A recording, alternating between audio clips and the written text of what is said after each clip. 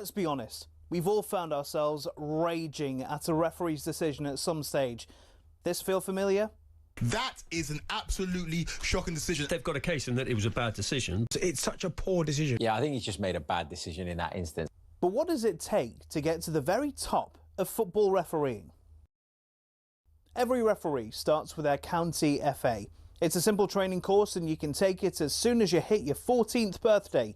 Once you've done that, you have to go through at least 11 hours of face-to-face training. You'll then graduate as a Level 7 official, which means you can take charge of county-level games. But hold your horses, there's still a long way to go to get to the Premier League. Your next step is to spend a year each at Levels 6, 5 and 4. This covers the top of the amateur game. Only at Level 3 do you start doing Northern Counties or Isthmian League level games, for example. If you've done this all quickly, you can reach Level 2 and ref your first National League. It's tea time. Thankfully for him, the person booking player transport was Erica Stoll. She sorted him a police escort to the course. 3 years later, McIlroy proposed in Paris. The next story is told by Scottish legend Sam Torrance about the great Seve, who apparently despised the Americans mainly because of a diminutive US reporter who kept calling him Steve. Hey, my name is Severiano or Seve. There's no Steve, huh? There's no Steve. Next day, Steve. Torrance also tells of how Seve regularly gave coaching clinics to his European teammates, but a week later at the Italian Open, when the same players asked for advice, Seve would tell them to and see you next year.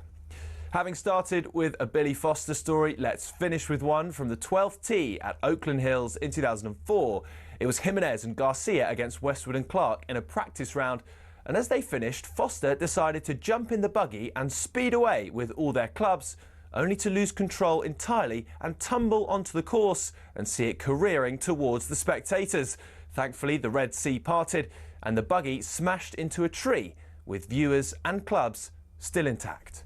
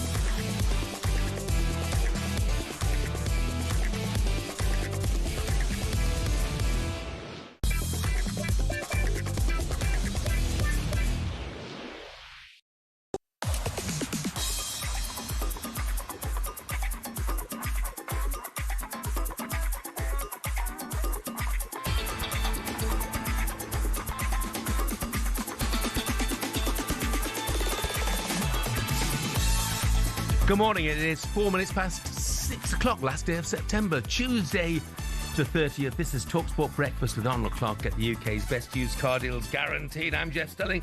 Delighted to say that Ally McCoist is back alongside me for the next 4 hours. Morning, Coisty. Good morning, Jeff. How are you? Yeah, I'm good, mate. You? Very, very good.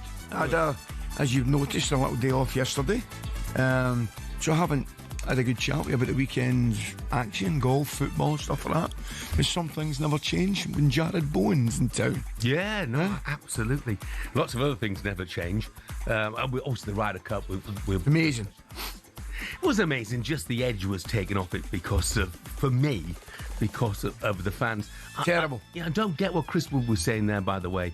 You know, I know that Rory, under pressure when he's getting abused, played some terrific shots. But by that final day, I thought the fact that he played, 36 holes every day in that cauldron of vitriol, took its toll. I thought he looked completely wiped shattered out come the singles.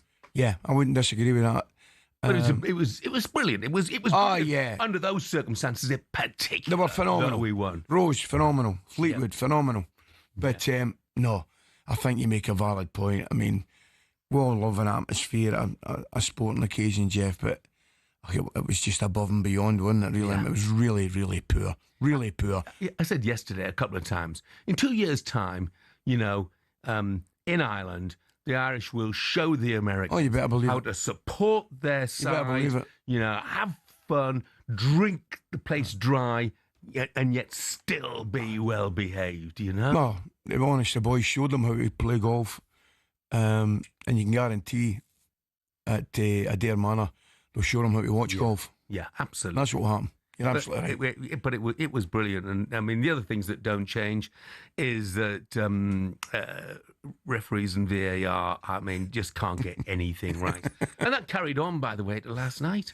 That how on earth was Kiernan Dewsbury Hall yellow carded at the end of the game for what was an absolutely fair challenge? Yeah. Nothing wrong with it. Nobody who's ever seen a football match would think there's anything wrong with that challenge, and now he gets a one-game ban. No, it's not right. It's not right. And of course, his previous yellow card was to try and take the free kick too quickly. I know. I just keep thinking that VAR's here to help referees, and it's making them look, as if they don't have a clue sometimes. Yeah. It really is. Over the weekend, the Arsenal game at Newcastle, which was a great game, by the way. Yeah. I've got to say, two good teams going at it. I think you got to feel for Newcastle a little bit, not picking up anything from the Arsenal game and the Liverpool game at home, but two brilliant teams.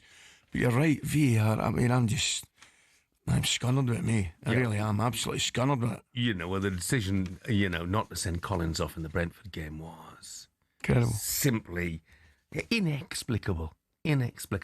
We'll come to all these things during the course of the day. We shall. Now, I watched the game in interesting circumstances last night. I watched the sports bar, the Red Bull. Yep. I watched it with an Albanian, an Icelander, and a girl from Burnley. And there must be a punchline. There's got to be. There's got to be. That's to be. Actually, it was Nuno on his side who sort of delivered the punchline, wasn't it, in his first game in charge of the Hammers, which was live on talkSPORT. Nuno's mission to get them out of trouble starts right here. That was the main message, compete. There were good things, not so good things. Loud chants from the West Ham United fans of sack the ball. The first 20, 30 minutes in the first half, we'd done a good job. Everton go back out wide to Ghana with a reverse ball. Michael Keane is there to head it in.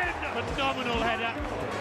Brilliant ball in from Ghana. Credit West Ham, they kept at it. They've got lots of good players and a lot of them turned up tonight. Owen O'Brien with a risky back header and Pickford makes the save to deny Somerville. It's been a turbulent 48 hours for everyone involved, but things happen in football. There's always change. Gets it away only as far as Bowen into the area. Oh, Jarrod Bowen! Welcome to West Ham.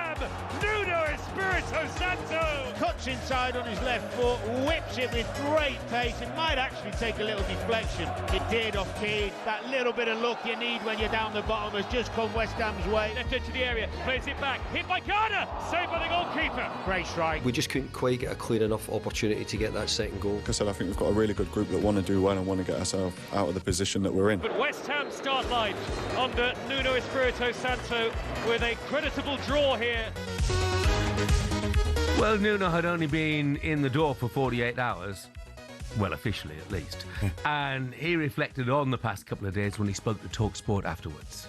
I had helped people, it's not me alone, and I think the players understand that in such a short period of time it's all about simple messages, trying to know each other better, creating the unity that we need to move forward.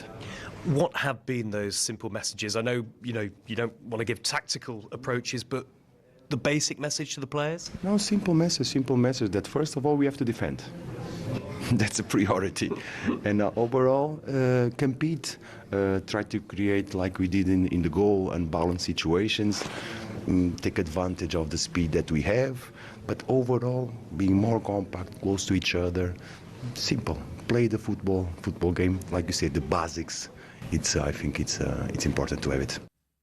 Thought he'd take a lot of positivity from some elements of last night's game. Coisty, Somerville, Diouf, who was astonishing down the left with his delivery. Bowen, thought there was, for the first time for a while, actually quite a lot to like about West Ham. Oh yeah, I mean, the improvement was evident. I mean, clearly we're not going to get carried away here, neither will he.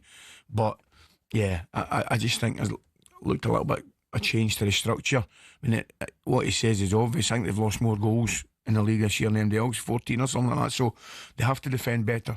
Thought they did. I'm not sure Everton had a lot of chances. To be brutally honest, they didn't. I thought they 1 or 2. I can spring to mind, usually the whole header and by the post and things like that. But no, I think from West Ham's point of view, see the thing where they are at the moment, they just need a bit of solidity. They had that to a greater degree last night, Jeff.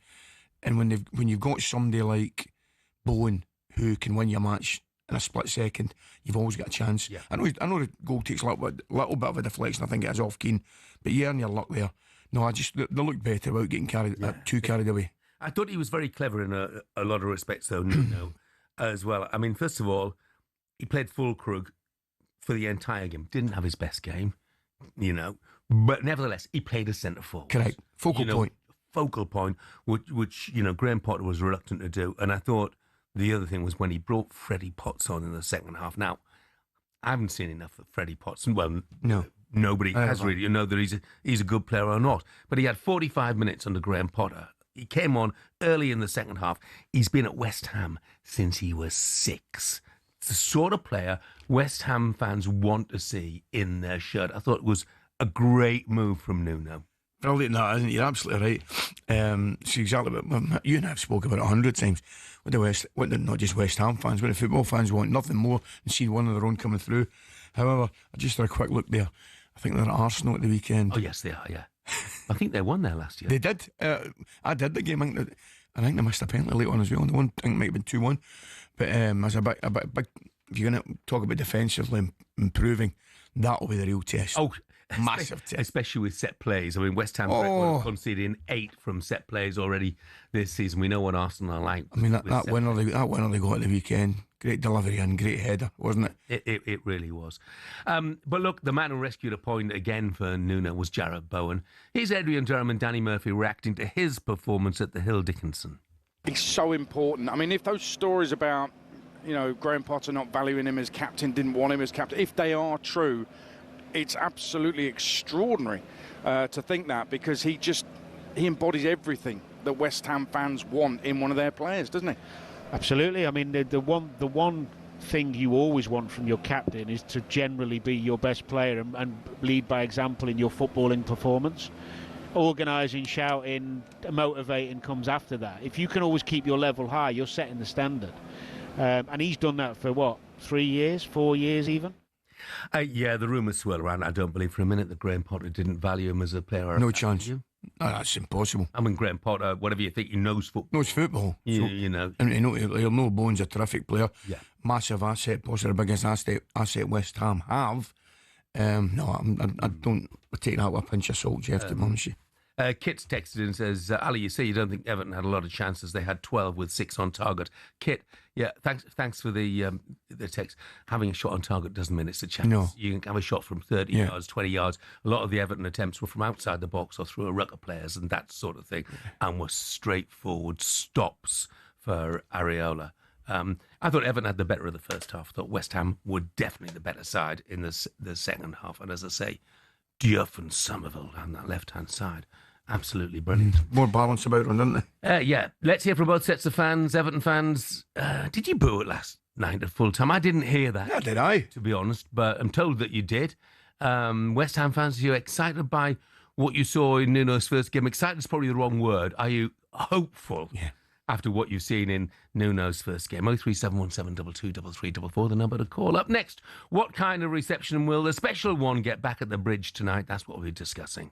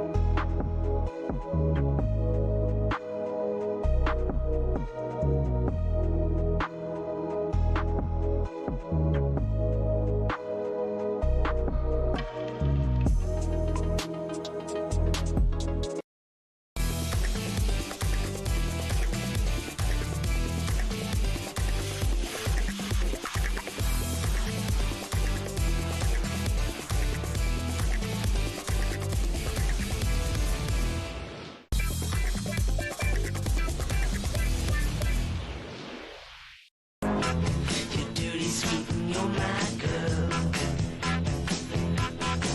Give it all, and I go. Give it all. Give it all, and I go. Give it all. Good morning, this is talkSPORT Breakfast. I'm Jeff Stelling Ally McCoist is with me, a bit of the legendary Marc Bolan, of course, and T-Rex to start the Tuesday morning. Marc would have been 78 today, passed far too soon. Not half. Yeah. I remember it. Were you a fan? Yeah. Glam rock era? Yes. Wasn't it a bit before your time? No, I remember them all. Slade, Sweet, yeah, T-Rex, all that glam rock. Yeah. And I actually remember, I think I was going to school when the news came through. Yeah. He crashed his car into, I think it was a tree, crashed his car, and sadly. I think people would probably put me right, but I think T-Rex were the sort of initiators of the whole glam rock scene, because they used to be effectively a folk band called Tyrannosaurus Rex. And they had the hit with Ryder White Swan. White Swan. Yeah, and then they had a complete transformation, from folk band into glam rock band. And I think 11 top 10 hits in the early 70s. They were the go-to band, Yeah, I didn't know they had that many right enough, but yeah. Well, get it on Telegram Sam. What year would that be then? What year would that? Early 70s, out of the year. But So I remember going up to school, primary school. Brilliant. That's when I happened. A very talented man, taken too early. Absolutely. Right, it is just after 6:20. Let's get a look at today's back pages with Tesco Mobile for Business. The Back Page Review on talkSPORT with Tesco Mobile for Business. Got a side hustle as a Pilates instructor? Stretch your budget with business phone bills for up to 40% less than the big three networks. For verification, see tescomobile.com/business. We've made Olivia vow this morning, no mention of Chelsea. So what's on the back pages, Olivia? Jose Mourinho back at the bridge. Oh, I'm so excited. The back of the Times is Jose claims he is still the biggest one. And listen, he's got a point. Well, he is. He is. And no one, I don't think there's anyone out there that can argue any differently. And it was lovely to see Mourinho. I think coming back with Spurs and United, it was a little bit... Yeah, it wasn't the nicest return he could have hoped for, but I think this time it will Get a good reception, surely. This time it'll be very different. Yeah. It'll be very different, Ali. I'm going. I'm going. so jealous I'm not. I'm working again. I'm looking forward to it. I mean, it's just he's box office, isn't he? Yeah. Let's be honest about it. Always has been, always will be. Great for us in terms of giving us a story, something to comment on. And I'm looking at the back page of the Sun myself here. I'm still your special one. Yeah. And he will be. I think he'll get a great reaction tonight and, homecoming, if you like. Could you ever see him back in the Premier League? Because, we keep talking about the big jobs that might be available and say, there's nobody really about. Why not? I mean, why not? I'm with you. I mean, some of the jobs come up. I'll be honest, I don't see him. I don't see him back at the bridge, for example. And I don't maybe see him at some of the bigger ones. But why not? I love that man. That man can do no wrong in my eyes. I've almost forgotten, I've forgotten everything else that's come in between Chelsea. He's brilliant, and when I look back to the 2004-05 Jose, obviously, when he said, I've always thought all of these years that he said, I'm the special one, and he obviously didn't. He said, I'm a special one. And he'll always be a special one, I think. Yeah, I mean... Yeah, but he actually means the special one. He might have said I'm a special one. The question would be that, has the game moved on since his prime days, if you like? I'm not sure it has, because you look at the players that he had, Jeff, and he plays in a special way, right?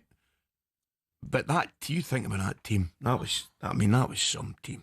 04-05. Oh yeah, a brilliant side, absolutely brilliant side, and he probably made them play a way which was perfect for that particular team. I mean, Jose's clever enough to look at players and adapt to situations and play different formations. I know he's got a reputation for playing a certain way. I get all that.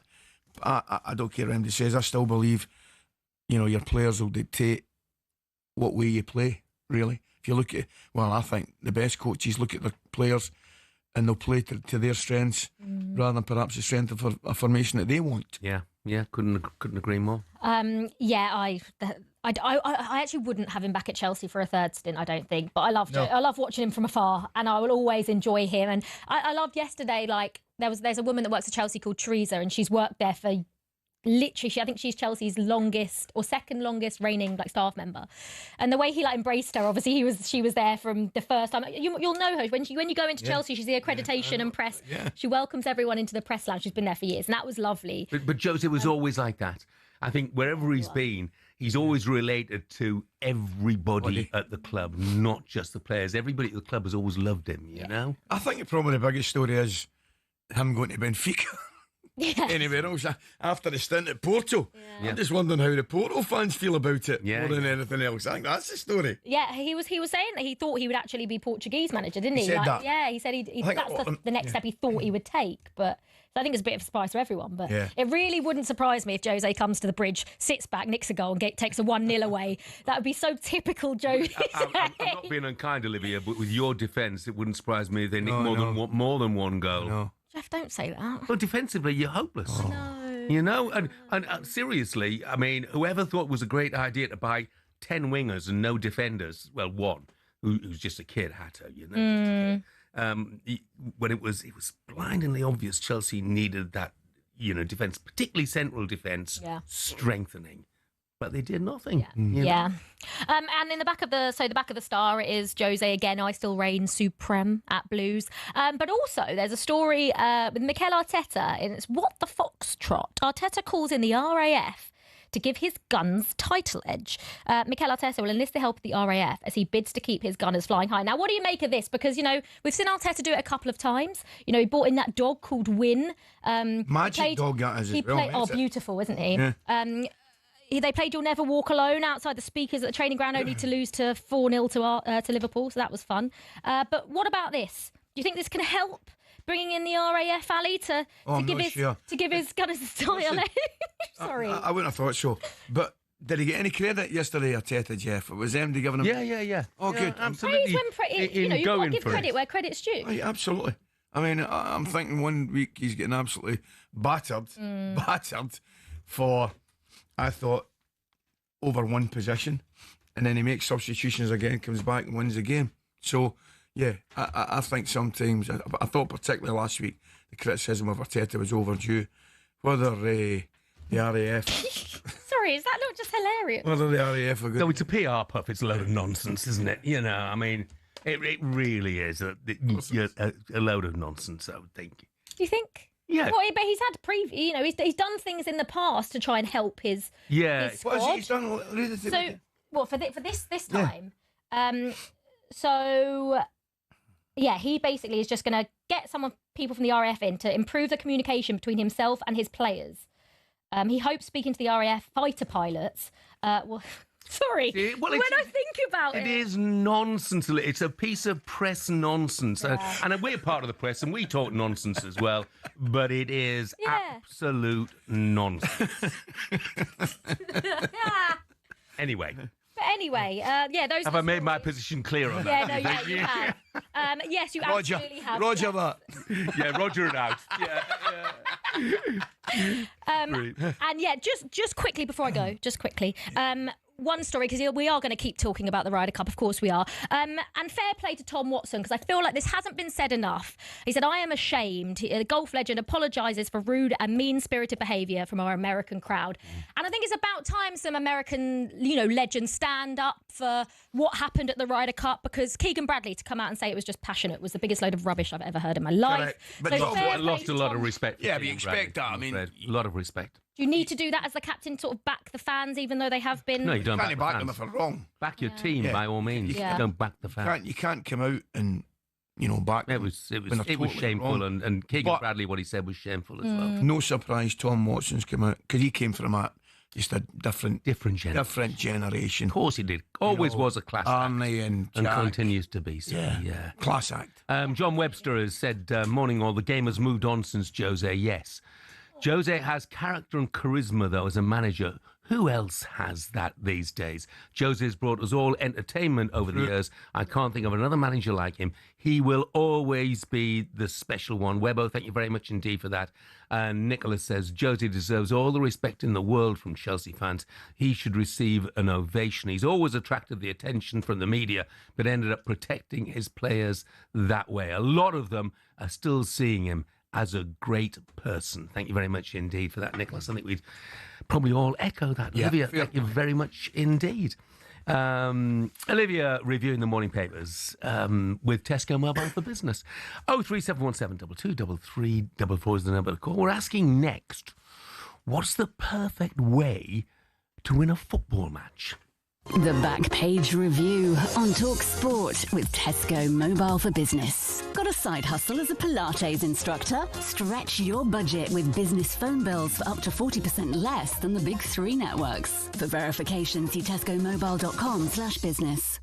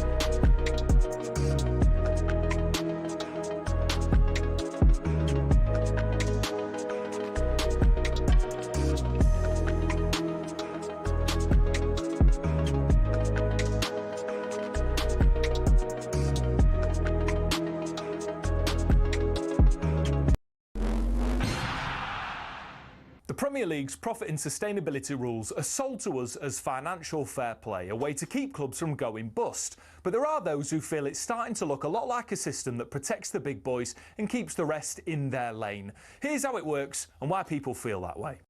So clubs can only lose 105 million quid over 3 years, which sounds fair, but here's the kicker. Your limit includes how much you earn. So if you're one of the traditional top 6, you've got massive global revenue streams and you can spend way more while still technically following the rules. Meanwhile, ambitious clubs like Newcastle, Villa or Forest, well, they're bringing a knife to a gunfight. Newcastle might be backed by Saudi billions, but they just can't splurge the cash. Their commercial income isn't there yet.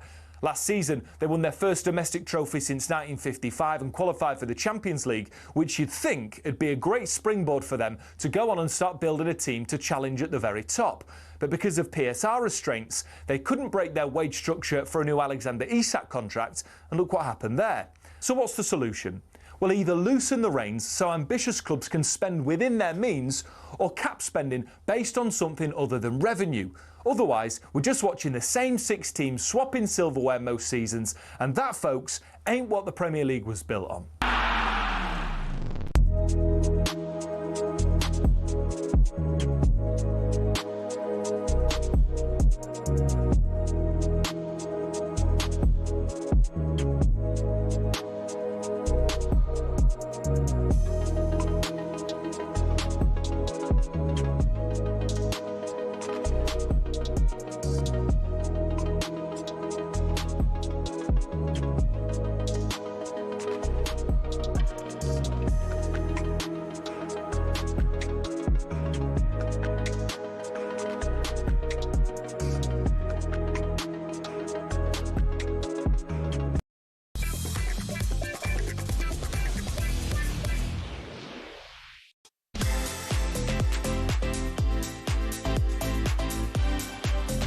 Good morning to you. It is 6:35, Tuesday, September the 30th. This is talkSPORT Breakfast with me, Jeff Stelling Ally McCoist, and our good friends at Arnold Clark.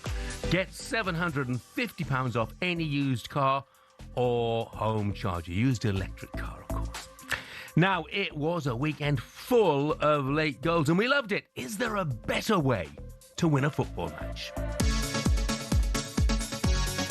Jensen, he gets to the edge of the area. Jensen's going to go for goal and win the game with an absolute stunner. Chelsea 1, Brighton 2. Maxim de Kuyper on as a substitute has headed home for Brighton in stoppage time.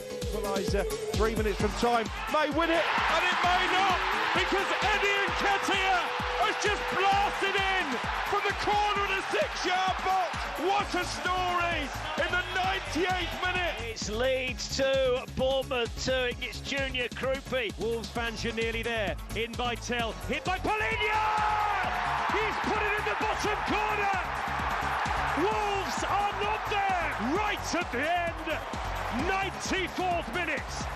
Tottenham 1, Wolves 1. The last chance of a dramatic late winner in front of the travelling fans, and it's nodded into the near post. And Arsenal may just have snatched the victory in stoppage time. Gabriel. Yeah, for the first time in Premier League history, 8 goals scored in the 90th minute or later on the same day. That was Saturday. Paulinho in the 94th minute to deny Wolves their first win of the season at Tottenham. De Kuyper and Welbeck both scored in stoppage time to help Brighton to wall 3 points to Chelsea. Krupi with a 92nd minute draw for Bournemouth. Eddie Nketiah ending Liverpool's 100% start with a 97th minute strike. I looked at the clock when that went in, by the way. It was 4 minutes past 5 o'clock. Seriously? By which time in your playing days, Coach, you were in the bar. I was certainly in the players' lounge. But no, I sampled it myself at the weekend. Obviously, I went to watch your football. I'd Viv down, so I did the kind of family things on Sunday, and then we went to the pub to watch your football. And I'm sitting there, it was brilliant. There was must have been 8 tellies. 7 of them had Newcastle Arsenal on, and there was one had Livingston Rangers. Right? Of course. So, and we got a 94th minute winner. I saw it. You were getting desperate at the time. Terrible. But every day in the pub was sitting watching Newcastle Arsenal. And don't get me wrong, I had one eye on it. And next minute, the guy next to me, I've jumped up and screamed at the top of my voice. And the guy next to me just about jumped out his skin because he was watching the Arsenal game.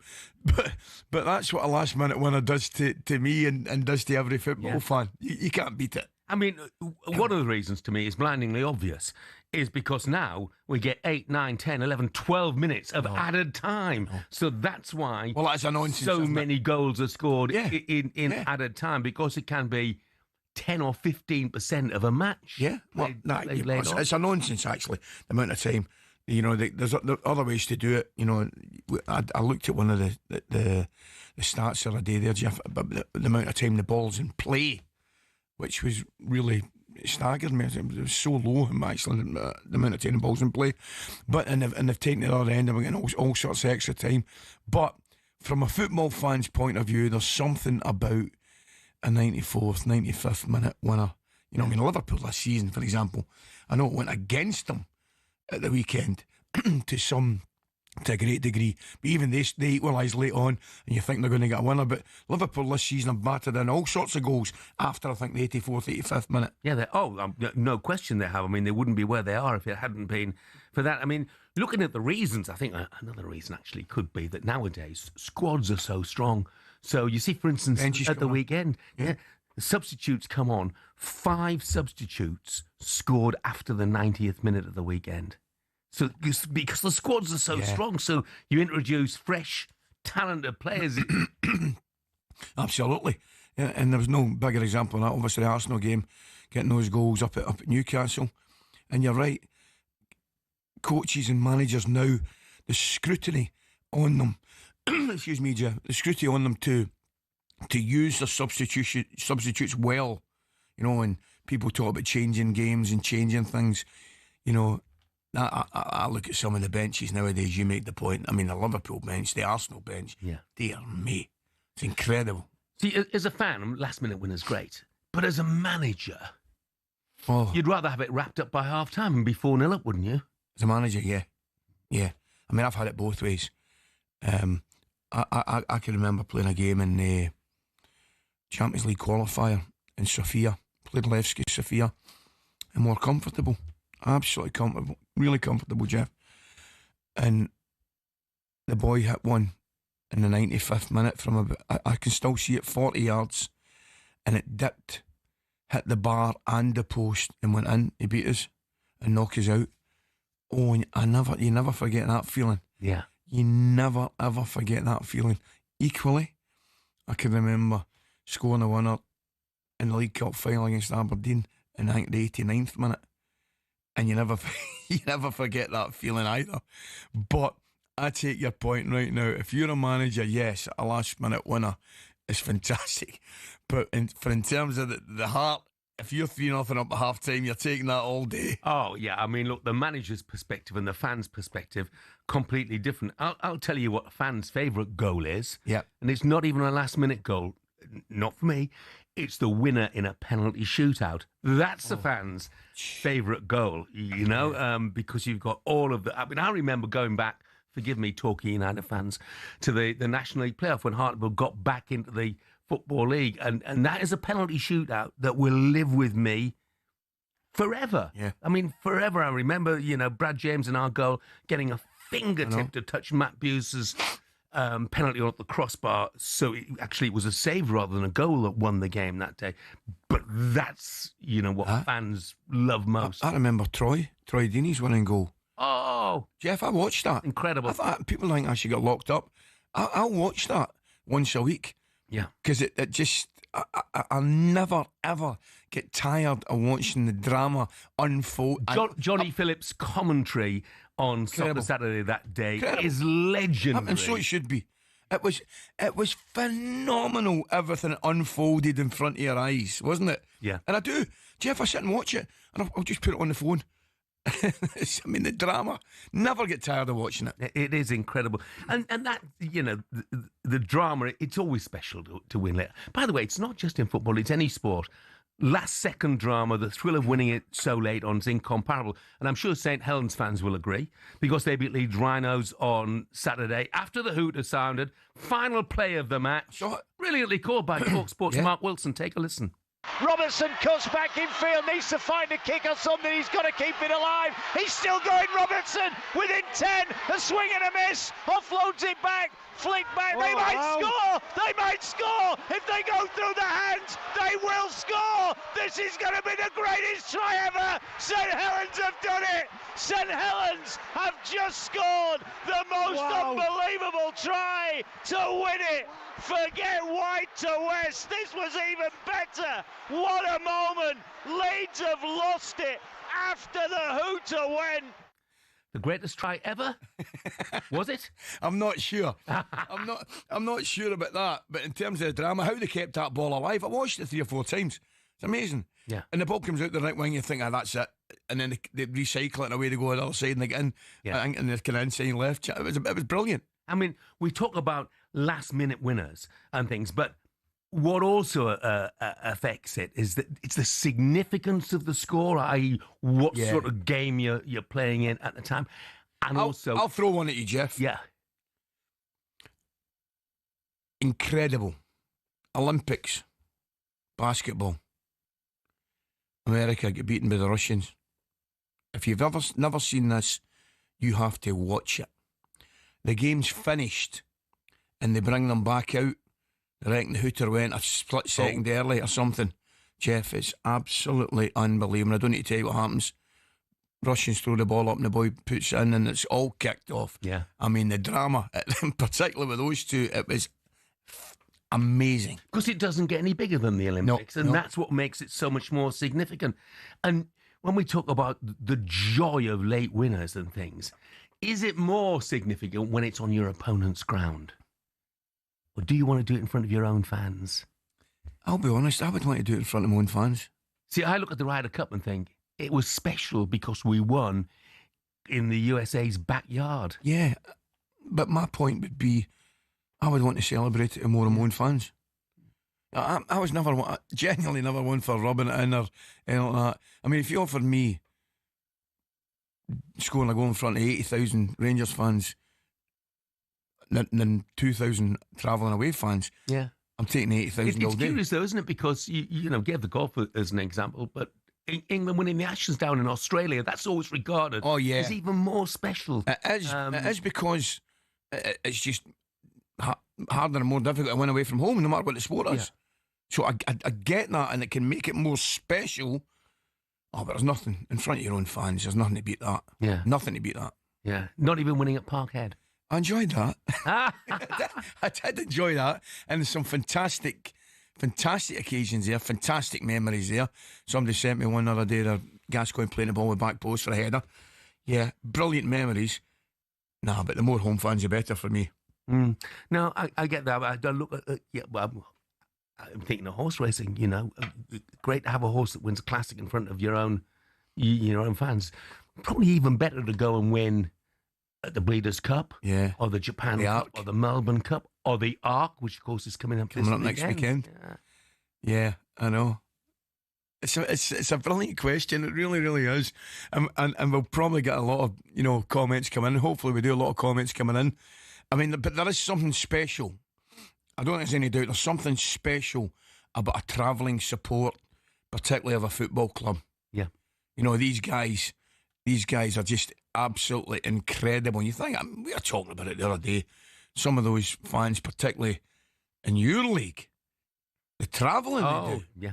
You know, you're clearly not going to get them travelling in your thousands, but it doesn't matter, the numbers, hundreds or whatever it is. Yeah. I mean, it's real support. Of course, there are two sides to the coin. You know, the last-minute winner is joyous if you're on the right side, but it's agony if you're on the wrong side. So my heart goes out to Scott today, who's texted us to say, I was at both Leeds games at the weekend, Jeff. Bournemouth, 93rd minute equaliser, and then the Rhinos game. Pain. Scott, I feel your pain. We feel your pain. Oh, mate, Scott, I'm going to tell you something. It'll be absolutely no consolation to you at all, but I feel your pain as much as anybody, because I had 2-1 Leeds. I had 2-1 Leeds and I'd won each Palace. There you are. And that is another story if you've had a bet on a sporting event. Exactly. And at the last minute, you see those pound notes disappearing out of your pocket. Hopefully you haven't spent it by then. Now, we've had our say. We want to hear from you, the fans. The floor is yours. 03717 223344 is the number you need. Tell us what's the best way to win a game. What are some of your favourite last second winners, if you like? Doesn't have to be football, by the way. What's the perfect goal you can score or the perfect winning moment? We'll take your calls next, so be quick. 03717 223344.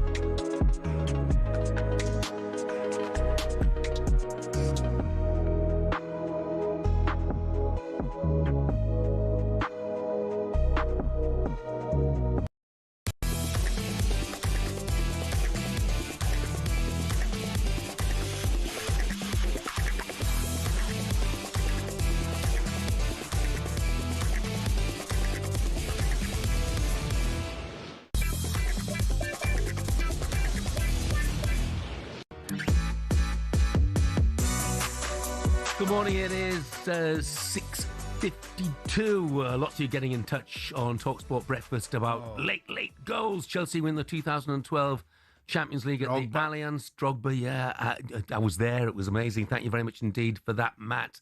Ross has texted and said, Jeff, I love you in the show. For the love of God, stop playing that Saints try. I'm a massive Leeds Rhinos fan. Obviously, the Aguero goal for Manchester City. Johnny Wilkinson winning the World Cup.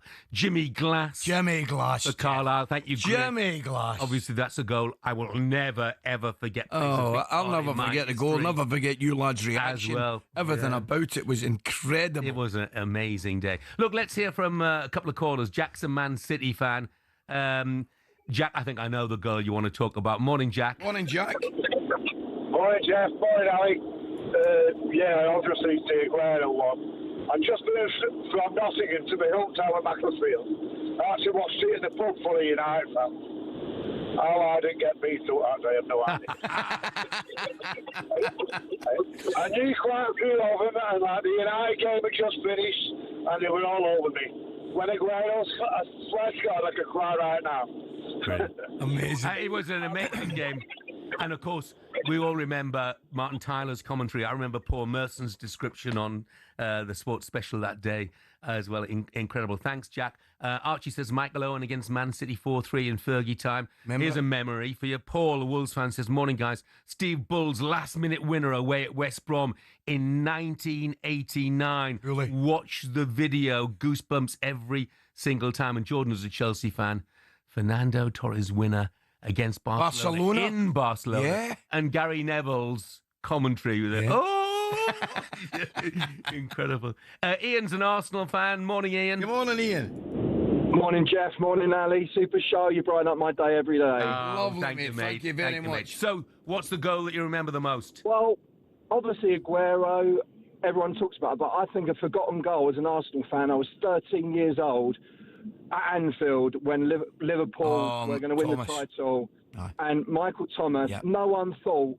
We started with 5 at the back, and everyone was going on about George Graham's tactics that night. And we went 1-0 up with Alan Smith, great header. And everything, we thought we were done. And the move, the ball from Lee Dixon, I was literally praying on my hands and knees. And when that goal went in, my sister was not best pleased because I threw up all over the rug in the lounge with excitement. My mum was out. She had to clear it all up. But for me, that is a forgotten goal, a cherished goal. You know, it's all right. Ian, I tell you what, Ian, just you need to hear Paul Merson's description of that night and that goal. It's brilliant. It's incredible. I think I've maybe lost Ian there, but I can remember it as if it was yesterday. Ball gets played through, and he gets a little bit of a deflection that goes his way, and then the composure that he shows for the finish, dear me, under that pressure. Yeah. Amazing. Brilliant. Yeah.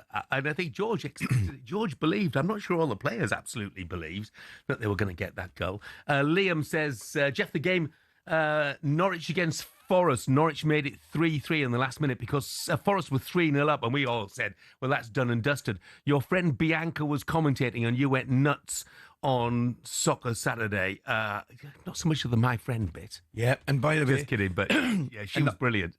And the lads have been on as well. And unless you've mentioned, I missed it, you got to mention, dear me, Man United, Bayern Munich.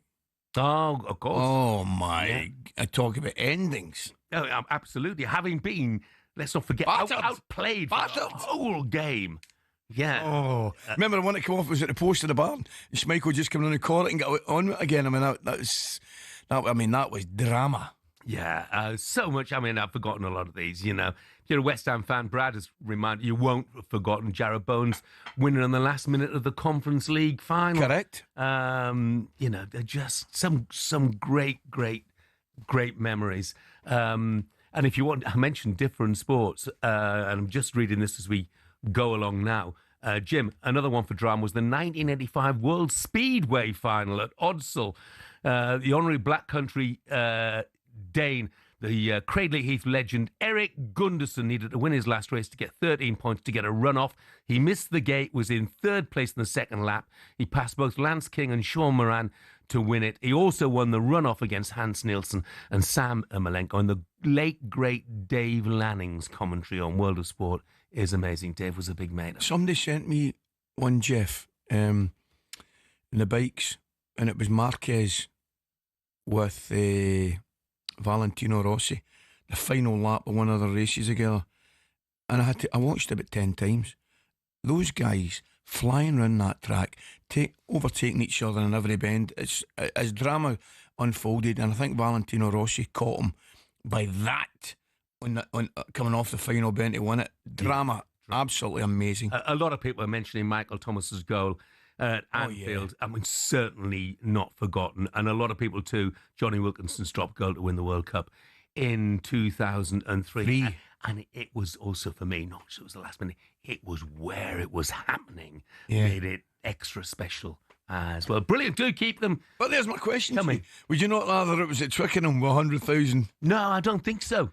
I think because the circumstances were such that, you know, like Arsenal going to Anfield. Yeah. it was so unlikely that made it extra special in the way that it happened. But equally, you could look and say, well, the Aguero goal. But that was extra special, not because of where it happened, but because of the circumstances, because it was done and dusted. I remember Fergie, in Sunderland, getting his team to go and get their kit on to receive the medals and things like that. It was just astonishing. Sport, eh? I know, it's great. 6:59, still to come on breakfast. Superstar Breakfast preview on talkSPORT with Travis Perkins. Doing what matters for the trade. Find your local branch at travisperkins.co.uk. We will be joined by the founder of West Ham TV to find out if he's finally happy with their new manager. He was the cheerleader for David Moyes to leave the club just over a year ago. We were sitting ninth in the table. We were sixth just 3 weeks ago. So, what a catastrophe. Where do you want to be? You're a West Ham fan. Nikki Hawkins coming next. I stand by that, by the way. You're on. Get yourself warmed up, lad. And that was our look ahead with Travis Perkins. Superstar Breakfast preview on talkSPORT with Travis Perkins. Bricks on bricks on bricks. Over 40 million available to order with delivery to site. That's one less thing to worry about.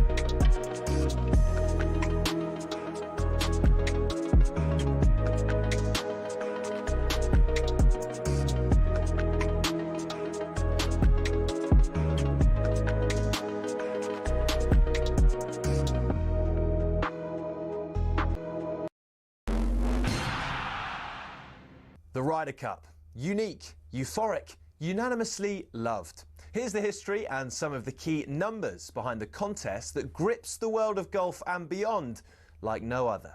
The first edition was held in 1927, where a Great Britain team arrived by boat to play in Massachusetts at the Worcester Country Club. Originally, the competition comprised of 4 foursomes and 8 singles, with 4 balls not introduced until 1963. In the first 22 editions, when it was just Brits and Irish against the US, America only lost 3.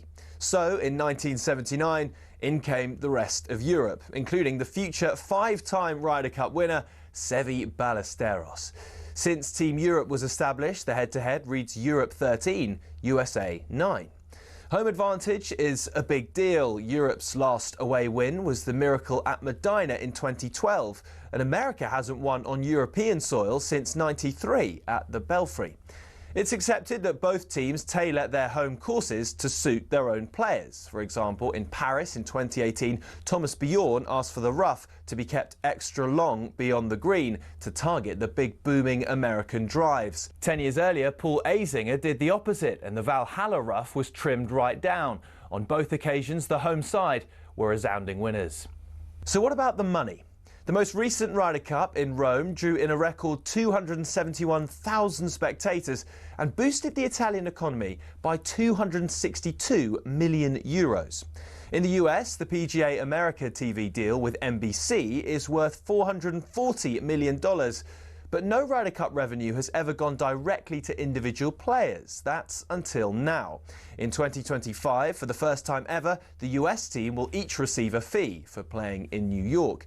Of course, in Rome, legend has it Patrick Cantley refused to wear his cap because he wasn't being paid to wear it, though he insisted it simply didn't fit.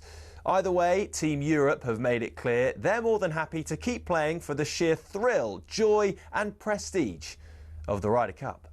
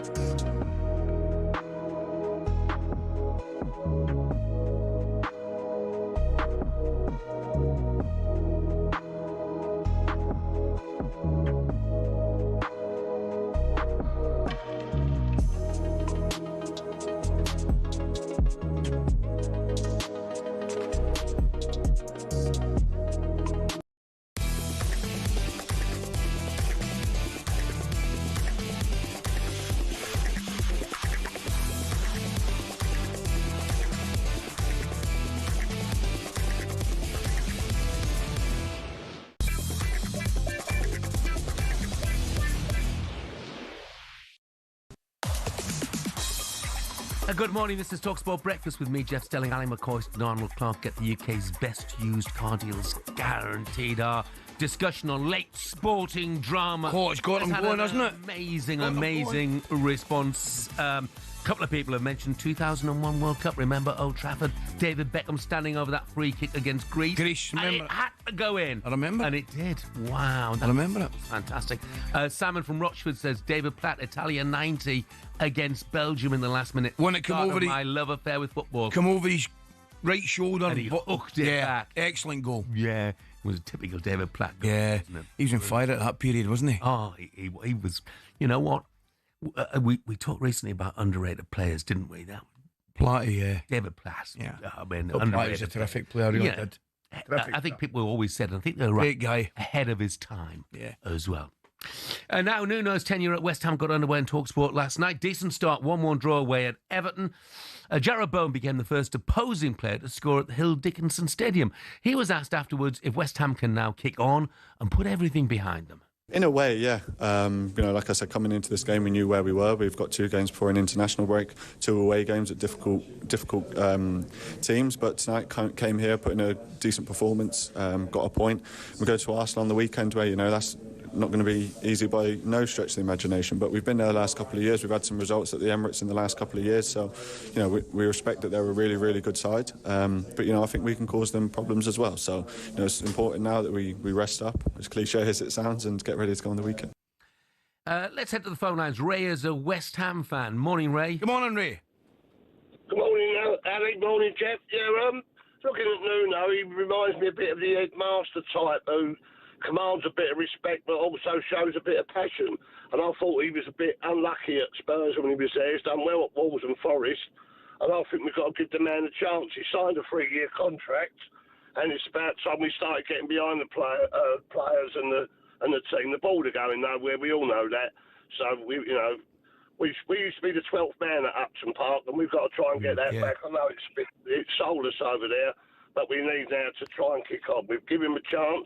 He looks a good manager. He looks the part. He looks a nice fit for us, and I think that it's not going to take no crap off of people. He's already showed that with Ward-Prowse leaving them at home, and I think that he deserves that chance. And good luck to him, and I hope the boys will get behind him, especially at Arsenal Saturday. We know we're on a free timer there now. Doing 3 times on the trot, so I think he just deserves that chance, chaps. Yeah. Brilliant. Ray, couldn't agree more, mate. I thought the signs were promising. Thanks for the call, Ray. Thanks for the call, mate. Yes. I think that's a fair point. I think, I mean, you and I spoke about it, and I knew they'd beaten Arsenal last time, but then they had beaten them. 2 in a row. 2 in a row. Yeah. Look, let's join a man now who has regularly joined talkSPORT over a year ago, claiming that David Moyes needed to be sacked as the West Ham manager. Things have probably got worse since then. Actually, things have definitely got worse since then. But let's see if he's happy now with Nuno. Good morning to the founder of West Ham TV, Nikki Hawkins. Morning, Nikki. Nikki, morning, mate. Good morning, boys. Morning, Ali. Good morning, Jeff. How are we? Yeah, we're good, mate. but more Top importantly, form. how are you? Are you happy with Nuno? Did you see encouraging signs last night? Yeah, very encouraging signs. I was actually sat with Andy Carroll. We watched the game with Andy Carroll last night, and we was having a little chat during the game, and yeah, a lot more encouraging than what we've been seeing for sure. Yeah. Just tell me, what was the problem, do you think, with Potter, Nicky? Because it looked as though, I mean, I'm actually looking at it the same way myself with my own club, Rangers. The fans seem disillusioned with everything that's going on. Is it fair to say the West Ham fans were the same at that particular time with Potter? I think so. I think patience just wore out, Ali. It was we could all see what the problems were, and we're not highly paid managers or Premier League managers for sure. And we could all see what the problems were, and he wouldn't change them. And I don't want to. I don't like digging out players, and Ward-Prowse is a good player, and I think he deserves a lot of respect as a professional. But you could just see he just wasn't working in the midfield, and he just wouldn't change it. He just wouldn't change a few things. We changed a couple of things at Forest, and we got a result. But things just went downhill very quickly from there, and I think he'd lost the players. I think you could see in his press conferences he was getting very rattly in the press conferences. I just think it was a bit of a bad fit, really. I just didn't think he done well at the club. I mean, it struck me watching them play last night, Nikki, that Nuno sees, that Crescencio Somerville will be his new Anthony Elanga, and Nicholas Fulcrum will be his Chris Wood. And I thought it was a brilliant way of keeping the fans on side, getting the fans on side if they needed to, by bringing on Freddie Potts, academy boy, in the second half. Yeah, I do think that was, that was one of Potter's downfalls. Is he played Potts all through pre-season, and Potts looked good. We've got Kilfear and looked good. We've got a couple of good academy players there. Callum Marshall is another one that was playing up front, and we've got hardly any strikers. And when you see the under-18s team that won the cup a few years ago, and you see what's coming through at Arsenal now, and we wiped the floor with him. So he played all of them kids through pre-season, and then all of a sudden we get to the Premier League season, and we're seeing with all due respect to him, a midfield of Guido Rodriguez and James Ward-Prowse and Thomas Souček, which, in terms of the Premier League, it's just got not enough pace in there. And we was lacking pace. And what we see last night is Magassa, Fernandez and M. Potts coming on. A lot more mobility in the midfield, and we was winning them battles. Nicky, tell us, I've got the elephant in the room here. Jarrod Bowen, right? People like me, right, say, and I honestly believe he could play at any level, anywhere on the planet. How important is he to your team? You've got to keep him, haven't you?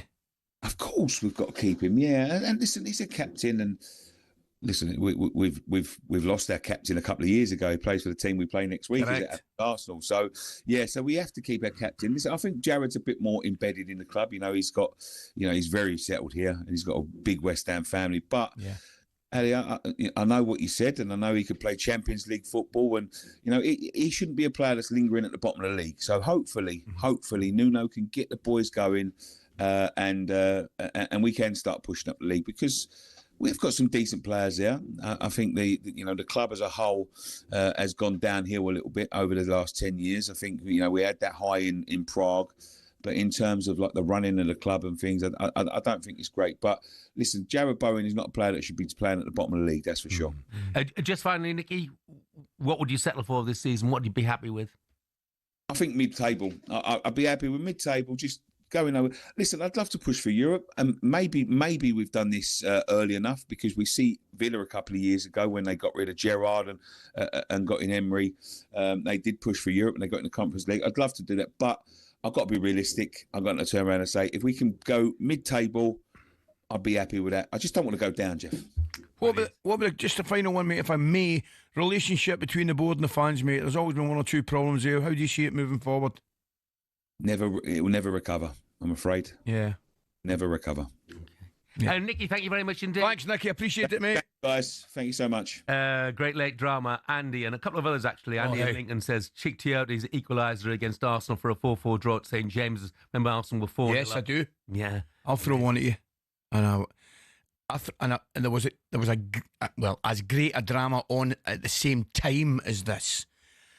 I was in Portugal. I was outside. I was watching England versus New Zealand in the Cricket World Cup final. That Super Over, whatever it was called, which was nothing short of unbelievable. Stokes diving back, the ball accidentally hitting his bat, going out for runs, and then the throw into, oh man, and at the same time, the only reason I know this because my wee missus was inside watching, I think it was Nadal Federer, it might have been Djokovic, the Wimbledon final was on, but the throw in, I'm trying to think who threw it into Butler right at the top of the stumps.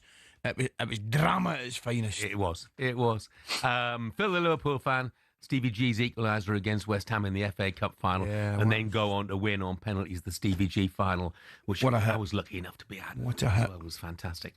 Coming up next, we'll speak to the former Hartlepool United and Portsmouth defender who'll be captaining his team in the Champions League this week against Newcastle.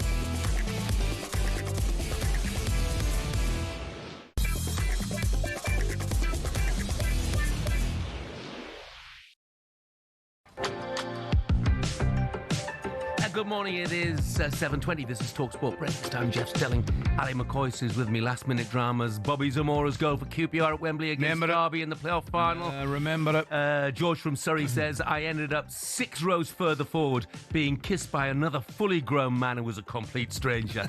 These things have got to be done, George. Got to be done. Now, Champions League this week. Union Saint-Gilloise tomorrow evening up against Newcastle United. I mean, it's a great day out for the Geordies off over to Belgium as well, but what a day it is for the home side too. And one man in particular, I'm dying to talk to him actually, to bring us more on this, the Union Saint-Gilloise captain, Christian Burgess. Morning, Christian. Good morning, Christian. Morning, guys. How are we? Yeah, we're good, thanks, mate. Look, Very well. this weekend, 12 years ago, you were playing alongside Jack Baldwin, Matty Dole and Luke James for Hartlepool against Oxford. This has been some journey, mate. Yeah, some good names there, good guys. Remember my time there well at Hartlepool. But yeah, it's been a crazy journey. I don't think anyone could have expected it. Christian, great result of the weekend. 2-0 victory at the weekend against Westerlo. And it takes you, well, you were top of the league. You remain at the top of the league. What about, I watched my own team, Rangers, get absolutely dismantled by Club Brugge, and Genk beat them on Thursday night as well. But I was so impressed, particularly Club Brugge. I think the following game in the Champions League, I think they might have beat Monaco 4-1. Where is the standard right now? And you're nobody better placed than yourself to give me an answer to it. Belgian football right now, because you're sitting proudly at the top of the league. Yeah, it's always a tough question when you try and compare leagues. I remember when I was younger, we'd always be comparing where Rangers and Celtic would be in the Premier League, right? Yeah. I'm a West Ham fan, so it's always tough. It's a mixed bag over here. There's some very, very good sides. Bruges always do well in Europe as well. They got some great players. They're a good squad, and we've come onto the scene lately. Yeah, it's a different sort of game. It's intense. Yeah, it's a pressing game over here, a bit more technical. Premier League's very physical, I think. But yeah, there's some very, very good teams at the top, and some not so good teams at the bottom. So I think it's a bit more of a big mixed bag where teams would find themselves up and down the pyramid in England. Yeah. But at the moment, we're experiencing some success in Europe, and that's great for us and for Belgium as well. Yeah, well, there's no reason why you'd be overawed by Newcastle, because you've beaten them with a lot of the big boys, and actually beaten plenty of them out. You beat Liverpool, didn't you? I think one at Eintracht Frankfurt, beat Rangers, in the home leg of your game against them. So I'm guessing there isn't really a feeling that you're the underdogs, actually, especially having gone to PSV and won in your opening Champions League game. Yeah, I mean, I would still say we're underdogs for this one. If you look at Newcastle's squad and their players, they have some incredible talent there. We know we have a bit of advantage at home, but the Premier League's at a different level, I think, and we're just going to go into the game tomorrow to enjoy it and to try and get what we can out of it. They'll be coming to look for 3 points at the end of the day after their first loss against Barcelona. So, it should be a good game. But yeah, we're just going to enjoy the moment, I think. Well, it's interesting you saying that, because, and it's great to hear, because all we seem to be talking about are the pressures of top flight football and players playing too many games and the demands on them and things like that. It's really refreshing, Christian, to say it sounds as though you boys are very much looking forward to the occasion. And you're probably, I don't know, you're maybe thinking that, I wouldn't say all the pressure's on Newcastle, far from it, because you got to go out and you got to play to the best of your ability. But Newcastle will be expected probably to win that game, so there will be added pressure on them. Oh, they should be expected. I think the bookies have them favourites. When you look at the transfer value of the squad, it's huge. So yeah, we don't have as much pressure. I don't think we're going out there to enjoy it. It's not every day over here, especially for us. It's quite a small club, been on the rise lately, that we get to play in the Champions League. So we got friends, family coming. It's all very new for us, and yeah, we just went to enjoy it. We didn't expect the result at PSV, if we're being honest. We always have a chance. We're a good side, don't get me wrong, but we're sort of here to show what we can do, but just sort of soak up the moment at the same time. I'm going to probably embarrass you a bit now because the last time I mentioned you on the show, Christian, we had so many Portsmouth fans on singing your praises. Of course, you had a phenomenal time there. A guy texted me to say that one day there's a Portsmouth game was called off and you tweeted, don't know what I'm going to do with myself. And he said, well, come and help coach our kids this afternoon. It's half an hour later you were there. And also we've all read about the fact that you spend time down in Calais at sort of refugee camps as well. So do you see yourself, do you see a bigger picture than just football? Yeah, I guess so. That gentleman was Will. He's a really nice guy and right. does a lot for the community in Portsmouth. And yeah, like you say, I had a great time there. But yeah, I think so. And my upbringing was a bit different. I wasn't in an academy all my life. You know, I wasn't good enough at that time. And luckily enough, I went to university, so I experienced a bit of different upbringing to most of the guys. So of course, you understand a little bit more about life. It wasn't the simple journey into football for me. And yeah, if you'd have told me I'd be playing in the Champions League when I first started playing football or when I first got my chance at Middlesbrough, I'd have just laughed in your face. So yeah, for me, it's definitely something which I can be proud of, and I'm just trying to enjoy, and it's going to be something I can look back on with a lot of pride. And yeah, of course, football's not the be all and end all. I've got a 15-month-old girl now who I can hear causing havoc downstairs. So, you know, she takes up most of my time and gives me a refreshing perspective as well. So, brilliant. Yeah. I saw some quotes when you first went to Middlesbrough, because you were at university, I think, in Birmingham at the time, and you'd gone on trial at Middlesbrough, and you said the boys looked at you like a strange alien. Well, I'll tell you what, Christian, I wouldn't worry about that, because being from the northeast, we look at everybody from the south like strange aliens. So, you know.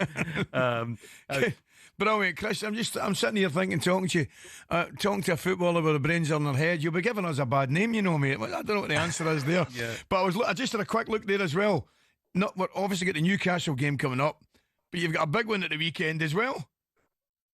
Yeah, we've got Club Bruges away, which is one of the toughest games of the season. So we've got quite an end to the week, and then a bit of time off for the international break. So two big games, and then kind of reset a little bit. But yeah, obviously, you know, we're focused fully on Newcastle, the challenges they'll bring tomorrow.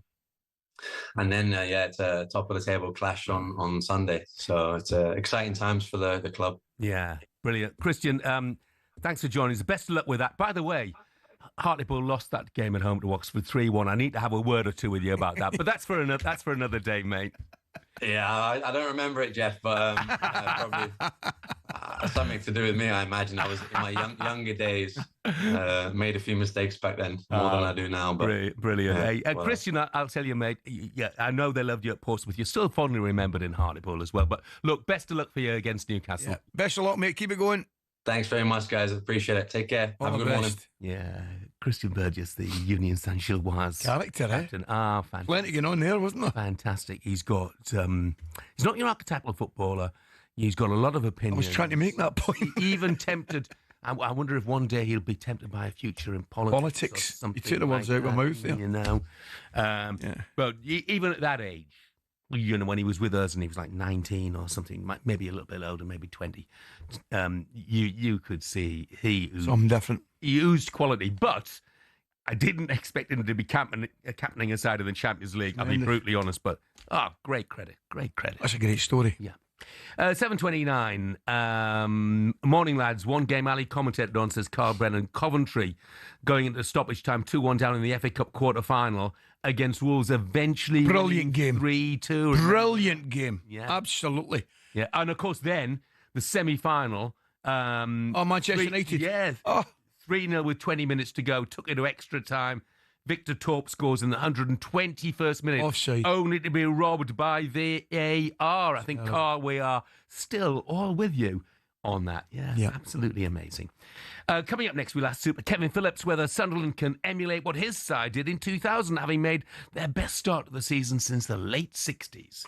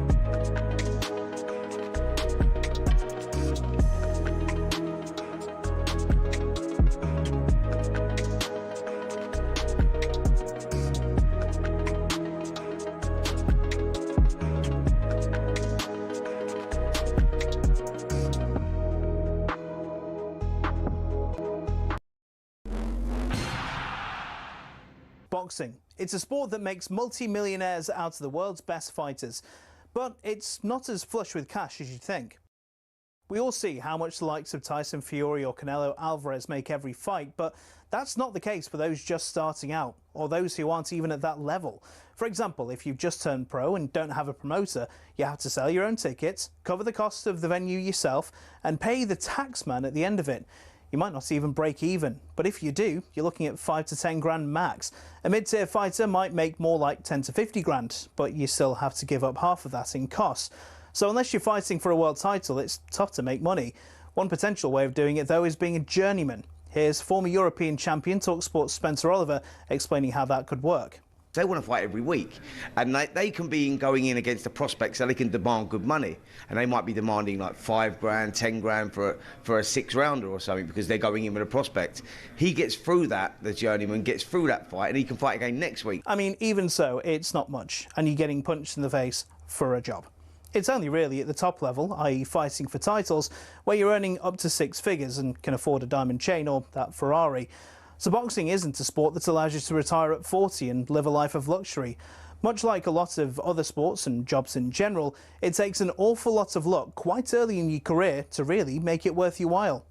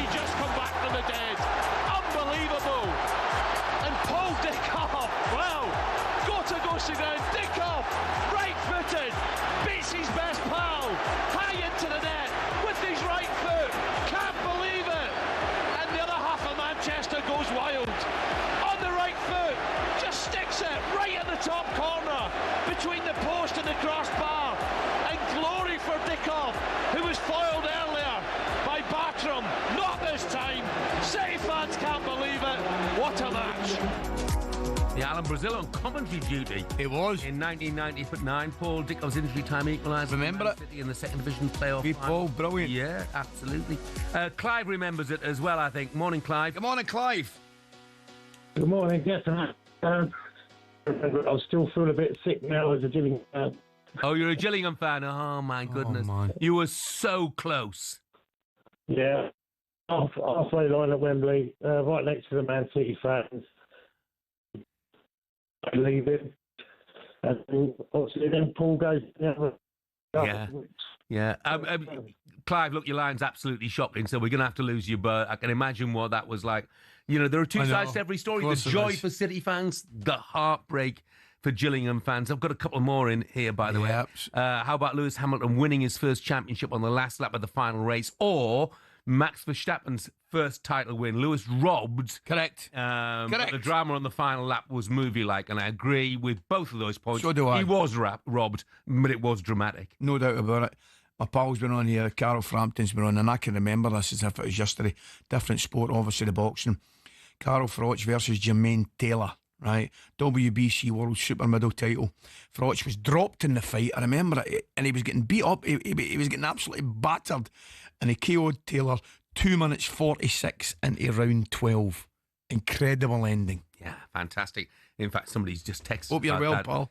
As well. Look, If we haven't mentioned yours, by the way, forgive us, because we'll get there. We've got I know it's thousands and thousands. Sometimes of texts on this is really what's it like, Jeff? Sometimes imagination. Brilliant. Sometimes we do something that just totally grabs the imagination, and this is it this morning. I mean, Andrew says Hibs against Rangers. David Gray's headed to win the Scottish remember Cup it. and end 112 years of cup drought. Amazing. I do remember that as well.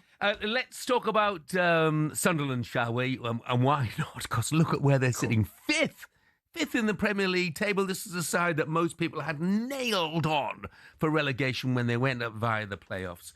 So how are they achieving it? What's possible for them? Let's ask a man who won the Golden Boot with them back in 2000. Good morning to Super Kevin Phillips. Morning, Kev. Morning, Kev. Kev, good morning. Oh, no. Oh, we can see your lips moving, Kev, but we can't hear you just at the moment. Is that microphone switched on? Have you done that mute thing, Kev? Come on now. Here we go. You got me? Oh, yay! We got you. We're in. Brilliant. Brilliant, mate. Listen, I'm just going to say to you, Kev, now, I'm probably a wee bit like yourself. I was very, very hopeful that Sunderland would have a good start and obviously stay in the division. But, mate, I'm absolutely thrilled with what's happening at the moment. Are you? Sure am, Ali. Yeah, sure am. I think, they're almost in a bit of dreamland, aren't they, the way they've started. I was like probably every other Sunderland fan that when they got promoted and, did anyone expect them to get promoted the way they did and when they did? No.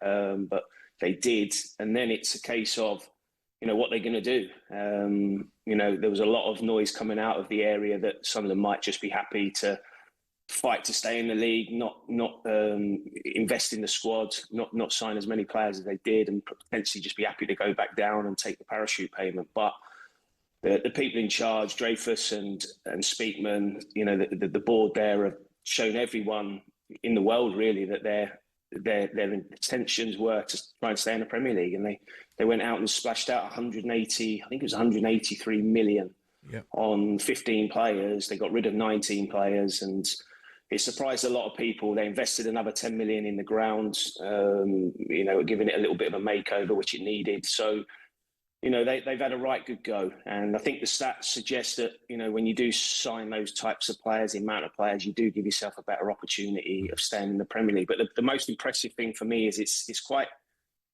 easy to go out and splash out on 15 players. But, we've seen it over the years. When Forest did it a few years back, they just brought willy-nilly and never really put much thought into it. Whereas I think this time around, Reggie Libri and his backroom people they've identified the type of player that they want to bring to the football club. They've kind of gone against their philosophy in terms of the age of the players that they brought in. And, it's paid off. And, they couldn't have asked for a better start. I think the fixtures, everyone will probably say, well, the fixtures have been a little bit kind to them with the game, but it's the Premier League. They've played a sides that are going to scrap them around the bottom of the league, and they've managed to get a result. So, credit to Reggie Libri and his players and the staff, but obviously we can't get too carried away. But at the minute, you can. They're in. Oh well, you can. Yeah. But they're in dreamland. And to get, I think what they've done as well, surprised a lot of people. They've mixed up. They've shown they've got a bit of everything about them. They've gone to Palace. They've got a draw there, which we all know is, what they did at the weekend against Liverpool. It's a tough place to go. They've gone to Forest the other night, Angie's first game at Forest and coped with it. Yeah, they got a little bit of luck along the way, but they need that. And then it's about taking your opportunities, and they took their opportunity and got the goals and find themselves sitting where they are in the Premier League, which is great. When you talk about the recruitment, and you're dead right, I mean, it's one thing to spend a fortune, it's another thing to spend it well, but you look at the players they brought in, and Granit Xhaka or Alderete or Mukiela, Siddiqui, Diarra and so on. But you know what got me, Kevin? The number of players they brought in, and yet watching that game against Aston Villa when they've been reduced to 10 men. That was a win for me. The team spirit, the togetherness, for a bunch of new players, I thought that to create that team spirit so quickly has been tremendous. I think, I honestly believe, Jeff, yes, you mentioned all those players and I think that you have to give huge respect to the manager for being able to do that, get his philosophy across as quickly as possible to those players. But I think Granit Xhaka has been, an inspirational signing on and off the pitch as well. From what I'm hearing, what he's like in and around the training ground, setting standards. You heard his interview after the game at the weekend. I can imagine he's gone in there. He's played at the very, very top with some of the best teams in the world, and I would imagine he set standards in the changing room, and the players look up to him, and he's a leader. So from the manager's point of view, it's almost like he's allowed to get on with his job because he doesn't need to worry about policing the dressing room. That looks like it's got taken care of itself, and you've seen it. The resilience that they showed against Villa, was incredible, and it's just huge credit to everyone. I know the fans are so excited up there. They've had to watch for many years what's been going on up the road. Now they're tasting a little bit of themselves, what it's like to be back up in those top parts of the Premier League. So long may it continue. They've got an easy game at the weekend, obviously against Manchester United away. But they're looking forward to it, Kev. That's the point you're making, and it's a great point. I mean, maybe a couple of seasons back you'd be going looking a bit in trepidation, but that now for the Sunderland fans, I'll bet that they'll bring it on. 100%, Ali. I spend a bit of time up there, and I've already been up there this week, and they're talking about it. They're not, back in the day when I played, we feared going to Old Trafford. You enjoyed it because the theatre of dreams, but realistically, you felt we'd be lucky if we get anything here today. We need a bit of luck, but now fast forward 20 odd years, these players will be going there full of confidence, and like I just said earlier, they've shown they can go away from home. They can sit in, they're well organised, they're very disciplined, and, they can hit people on the counter-attack. So they've got every opportunity of getting a result. If I had one slight concern, I just worry about the amount of goals where they are going to come from regularly. They brought Robbie in. I think he's going to take a while to get settled in. Isidore, he's amongst the goals now, but Mayenda's still a very young player. So that would be my only slight concern. Defensively, they don't look as though they've got any concerns at the back. Goalkeeper. What about the goalkeeper? The goalkeeper. Eh? Wow, he's been awesome. Absolutely awesome. And you could have probably asked questions about the Villa goal, but it came through bodies. But that's just nitpicking. I think he's been outstanding, and Reggie had to make tough decisions in the summer. Patterson was excellent for Sunderland last season. Finds himself on the bench. Dan O'Neill as well. Xhaka comes in. So you have to make ruthless, tough decisions in the Premier League if you want to survive. And it takes great man management to keep players like Patterson, like Dan O'Neill, like Luke Nine, like Dan Ballard happy in those circumstances. Look, enjoy the journey while it's brilliant, Kev. Kev, thank you very much. Cheers, mate. All the best. Take care. By the way, 11 points. It took Southampton 33 games to get to 11 points last season. Amazing stuff. Right, still to come on breakfast. Superstar Breakfast preview on talkSPORT with Benchmarks Kitchens and Joinery. Get trade prices on kitchens to suit all styles and budgets at Benchmarks. We'll be building up to this man's return to Stamford Bridge live on talkSPORT tonight. I'm European champion, so I'm not one of the bottle. I think I'm a special one. Jose Mourinho taking his Benfica side back to Stamford Bridge. We're asking, would you love to see him back in the Premier League? Would you have him at your club? 03717 223344 is the number to call. Do give us a ring. That was our look ahead with Travis Perkins. Superstar Breakfast preview on talkSPORT with Travis Perkins. Bricks on bricks on bricks. Over 40 million available to order with delivery to site. That's one less thing to worry about.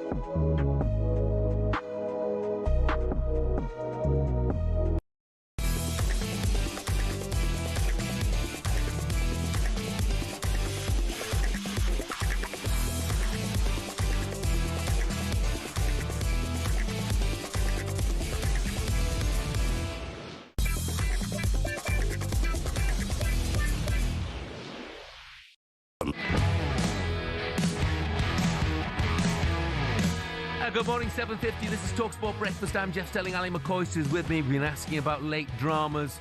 Lee from Burton's text said, I'm sure all your listeners will remember the Cub Scouts junior football final of 1991. Berkeley scored in the last minute of the match to take the trophy against our Stapen Hill team. Granted, they were already 8-0 up, but it does still sting. Boys, here's another one. And how we could never, ever forget this Sunday night. Dennis Taylor. Oh, yeah. Red against Steve Davis. Yeah. Dear me. Yeah. I bet a bigger pun the black, obviously. It was 1985, wasn't it? Yeah. Did I not? I think that finished about 1 o'clock in the morning or something. Yeah, it did, but it was fantastic. Oh, wow. Right now, it's time for a bit of this. You're unbelievable. It's a shocking decision. Unbelievable, Jeff. Unbelievable, Jeff. They're trying to re-referee the game. That's not what it's there for. Jeff, you will not believe this. Keep your flag down. I told you. No way. I told you. VAR, go away. Dave Bassett will not believe this. It's a goal. It's a goal. The crowd cannot believe it. What? Oh, miles over the line. Boo! That's pathetic. It's absolutely pathetic. That isn't a penalty. I'm absolutely astounded. You're unbelievable, Jeff. Yeah, it was a weekend littered with controversial decisions. Well, actually, wrong decisions. Let's be brutally honest about it. And yet, we've got figures come out this week saying total VAR errors last season, 24-25, were 18. That's 1-8. Compared to 31 the previous year, judged by an independent KMI panel. And the average delay per match, are you listening to this? Due to VAR, the average delay was 39 seconds, down from 64 seconds to 23-24. Thought we'd dive into this a bit more and welcome the former Premier League referee to the show, Marc Halsey. Marc, good morning. Morning, Marc. How are you? Good morning, guys. Yeah, I'm back. I'm working in the gym, making a comeback. Good, lad. We could do with you back, mate, after some of the decisions we've seen again this weekend. And I'm going to be honest with you, Marc, straight away. I'm looking at this. The average delay per match due to VAR, 39 seconds. Total number of errors last season, VAR, 18. It's propaganda, isn't it? Well, as you say, Jeff, they mark their own paperwork. So that's the reason that's coming. But listen, it's not the system. It's the personnel that's working it, the training and education. Something has to change. We need change at the PGMOL. Listen, the referees, for me, I think we've got some good referees out there. It's the way they are coached. It's the way they are trained. It's the way they are handled. It's the way they're managed. Some referees need an arm around them, need a bit of loving. Some need a kick up the backside. And Andy will know that when he's been a manager many times with players. Players are just like referees. Marc, tell me, Clanberg's already, I think he's come out and been quoted as saying it's time that Webb has to accept that he's failed. Do you agree with that? Yeah, listen, Howard's a good friend of mine. I think the reason he is fouled is that he hasn't got the right people behind him. His backroom team, they're a waste of time. They're not good enough. He needs to get rid of them all. The coaches ain't good enough. The assessors ain't good enough. And that is what the problem is. He's surrounded by yes men. He hasn't got. I mean, listen, I talk to a lot of managers and they're telling me how shocking the refereeing is. Why am I not involved? Well, I'd love to be involved. I'll tell you what, I would sort things out if I came in there. I can assure you, Ali. Yeah. Well, why are people not asking you, Marc? Oh well, listen, that's for another conversation, Jeff. Not on this slide. Yeah, but we need some expertise, and you're right. I mean, it's too easy to point the finger at Howard because one man on his own can't do everything. Jeff, listen, it's not Howard's fault. He's inherited from Mike Riley, who was absolutely abysmal at his job. He's inherited a bad bunch. But I'm saying they're not a bad bunch. It's the way they're managed. It's the way they're trained. I mean, I speak to some of these officials, and they keep getting mixed messages from different people. So if you're getting mixed messages, what's going to happen? You can see what's happening now. Marc, tell me, one of the things that when you and I speak, we always seem to be discussing, and it does get right up my nose, is the clear and obvious error. I mean, we've just got to get. We effectively at the weekend. I'm talking about the Arsenal game at Newcastle. Nailed on penalty. Alec. Nailed on penalty. 100% it's a penalty. Why has VAR got involved? It's not a clear and obvious error. The Arsenal forward plays the ball onto Nick Pope, and then he fouls him. Yes. What is VAR looking at? And that's why I come to you about the training and education. It's not the system. It's the personnel that's using it and the personnel that are in charge of it. The managers, the management.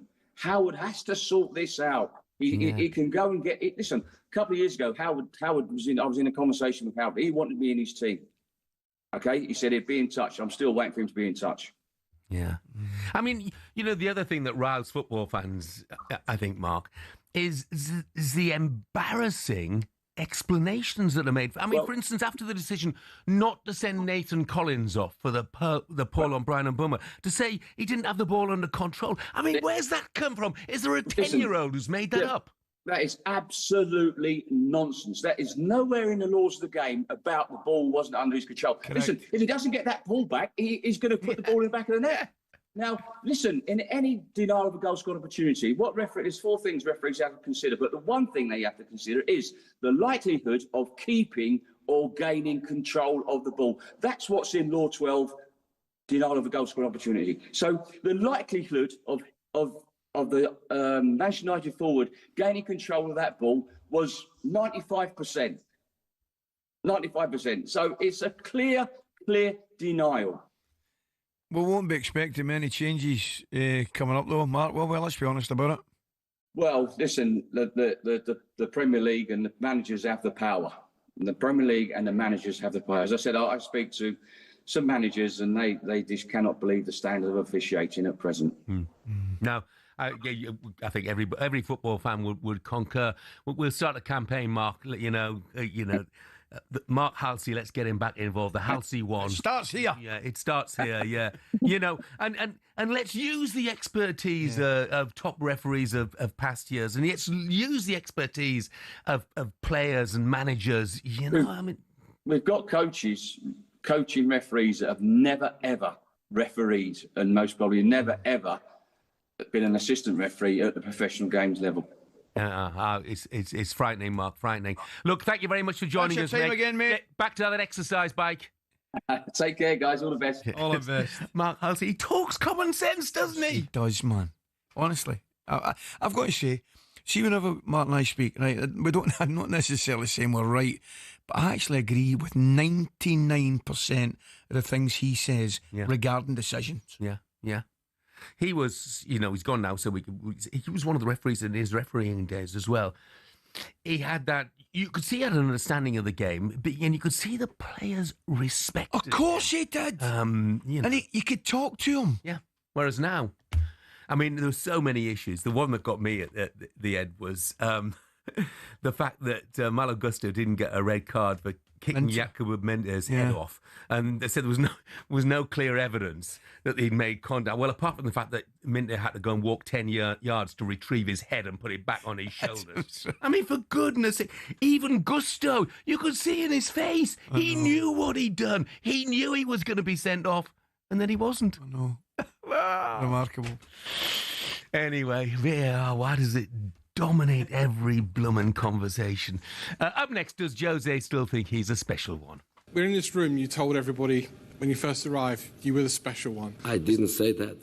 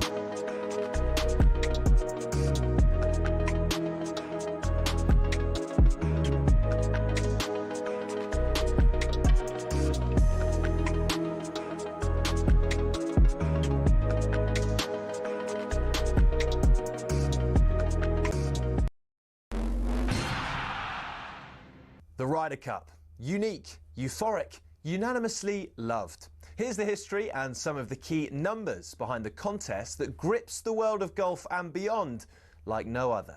The first edition was held in 1927, where a Great Britain team arrived by boat to play in Massachusetts at the Worcester Country Club. Originally, the competition comprised of 4 foursomes and 8 singles, with 4 balls not introduced until 1963.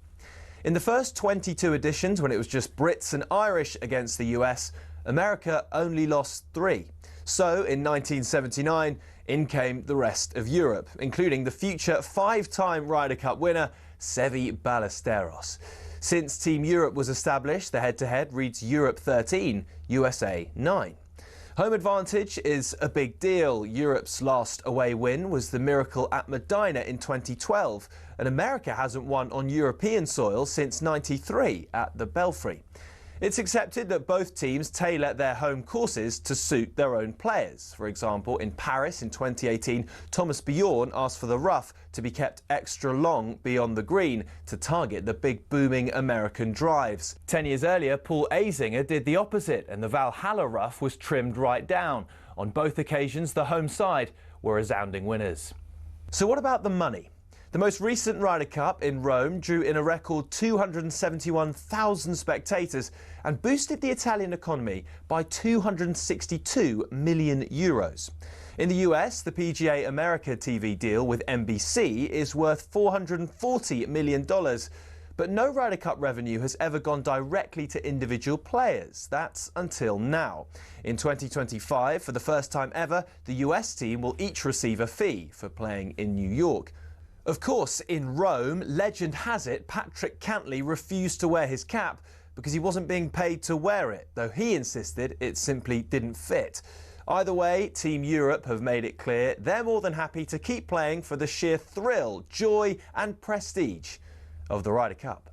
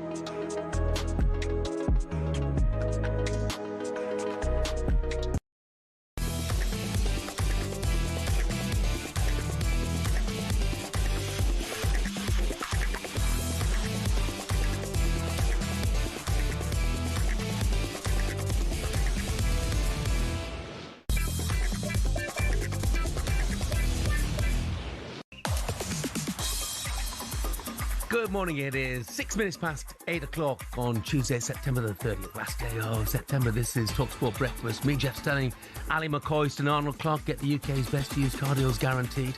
Now, Chelsea play Benfica live on talkSPORT tonight as Jose Mourinho returns to the touchline at Stamford Bridge. Our very own Ian the Moose Abrahams headed down to the press conference yesterday to chat with the great man.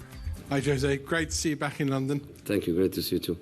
We're in this room. You told everybody when you first arrived you were the special one, and you were, you still are. I didn't say that. Oh, what did you say then? No, I didn't. Oh, a special exactly. One. Okay, you were a special one. Exactly. You were a special one. This place is special to you. So romantically, did you hope one day you'd be able to come back here and manage again at Chelsea? And because we never know what's around the corner, will you be treating tomorrow extra specially in case it's the last time you're on the touchline managing? We never know. We never know. After 25 years, I was expecting to go back to Portugal, to the national team, not to Benfica. And I'm back to Benfica. So I don't have career projects. I don't try to think what can happen, what cannot happen. The important thing is you give everything where you are.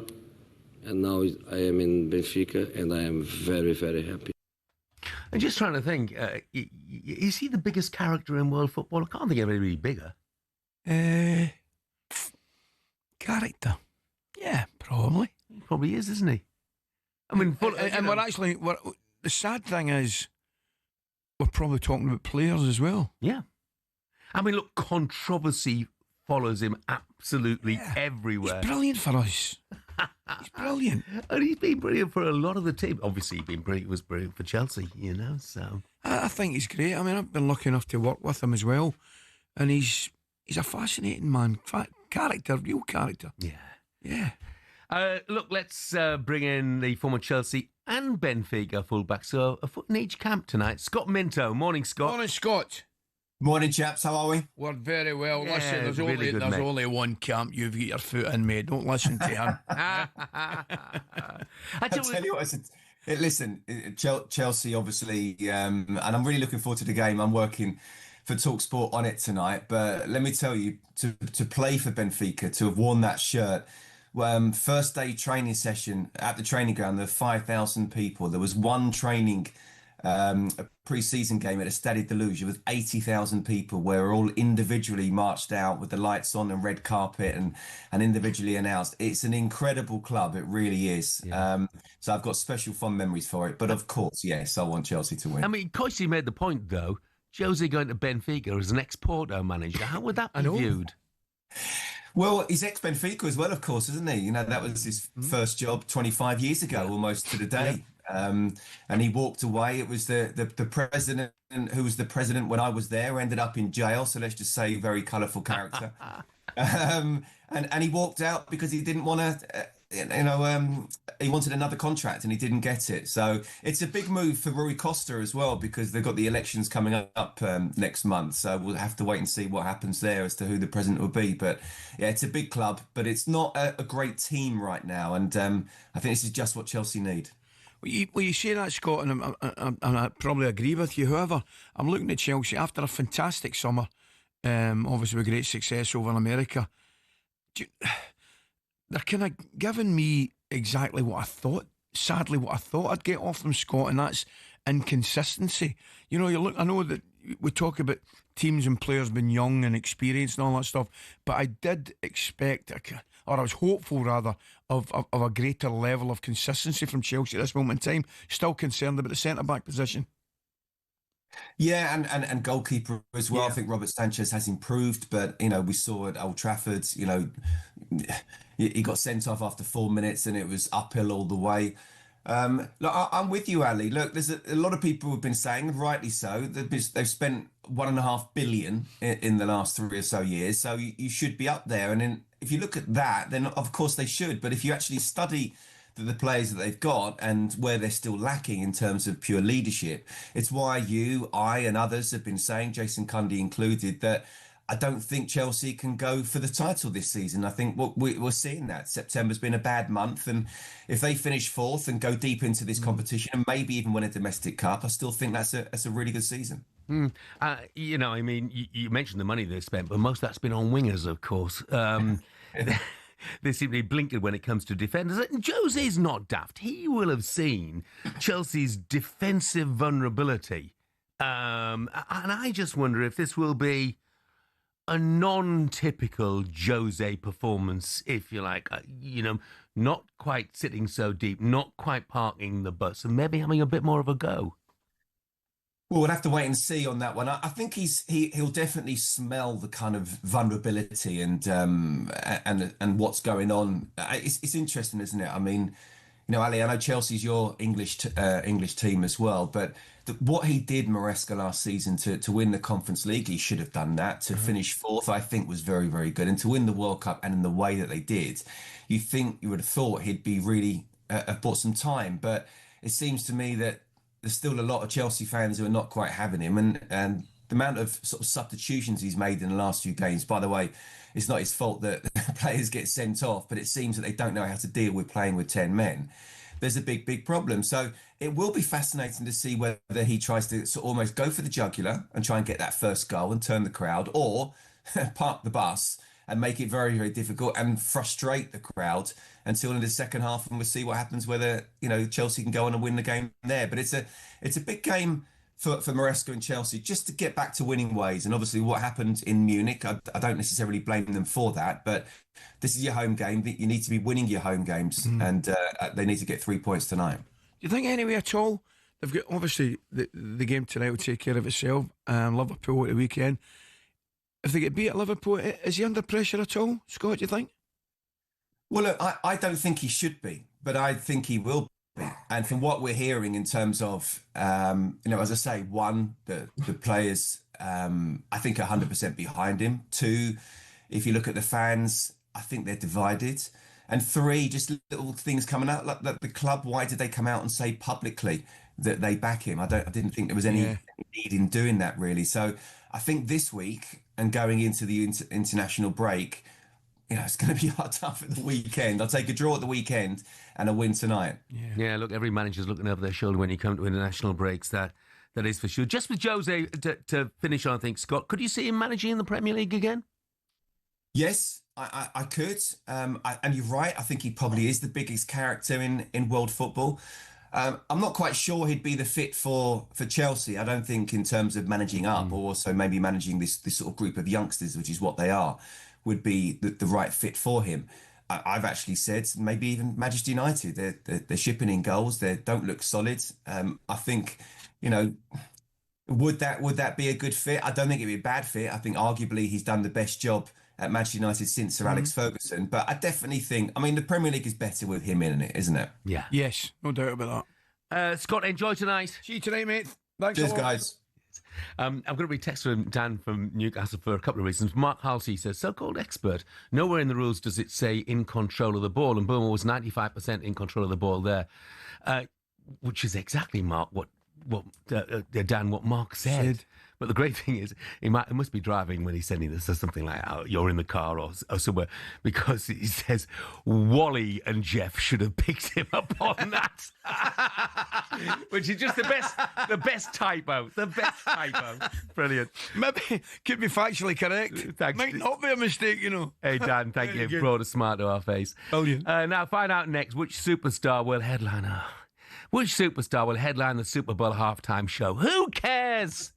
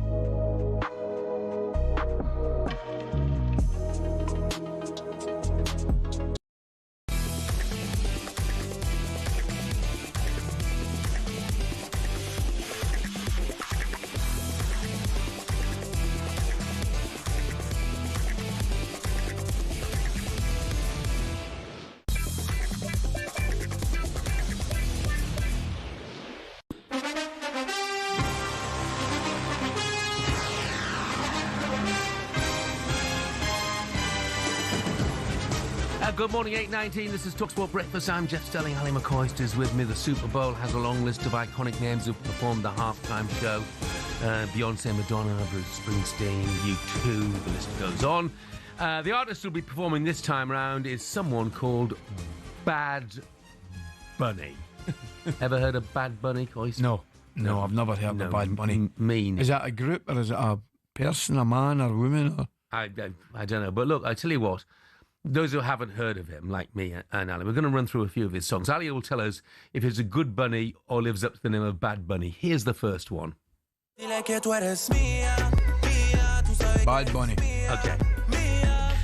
Bad Bunny says, "Cause you know what? We're not going to do the rest because it's garbage. Absolute garbage. So that'll do. They're all Bad Bunny. Okay. I've got a text here from Ben, the Tranmere Rovers fan. He said it yesterday, actually. Says we're not playing enough Bad Bunny. No, he doesn't. He said it's definitely Bad Bunny, get it off.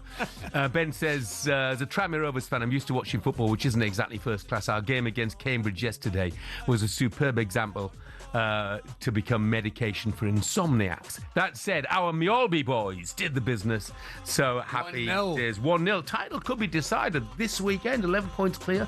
5 games to go. If they win, Hammerby lose, as they did at the weekend, then it's all over. But I wanted to mention Tranmere in there because Tranmere 0, Cambridge 0. Okay, nothing exceptional about that. Tranmere goalkeeper Joe Murphy, first clean sheet of the season. Yeah, nothing exceptional about that. Joe Murphy is 44 years old. Now that is exceptional. He's been in the game for 25 years and he's still playing for Tranmere in League Two. That's brilliant. Isn't that amazing? That is fantastic. I couldn't believe it when I saw it. That's brilliant. And I also just want to mention this, and I should have done it yesterday and I forgot. Gareth Ainsworth, big mate of ours, Gilliam's Gareth Ainsworth, absolutely, these days, of course, is going in, will have gone in already for routine. He calls it routine open heart surgery this week. And Gareth, obviously we wish you all the very 100%. One thing, if you are listening, Gareth, one thing I will say, it's good news that at least the surgeon won't need to open your shirt, mate.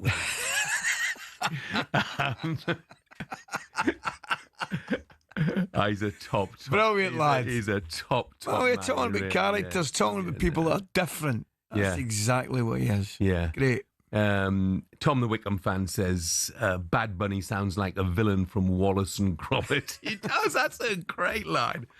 Right now it's time for the latest odds with Coral's very own Bad Bunny, Dave Stevens. The Coral Daily Download on talkSPORT with Coral. We're here for the fans this season. 18 plus, gambleaware.org.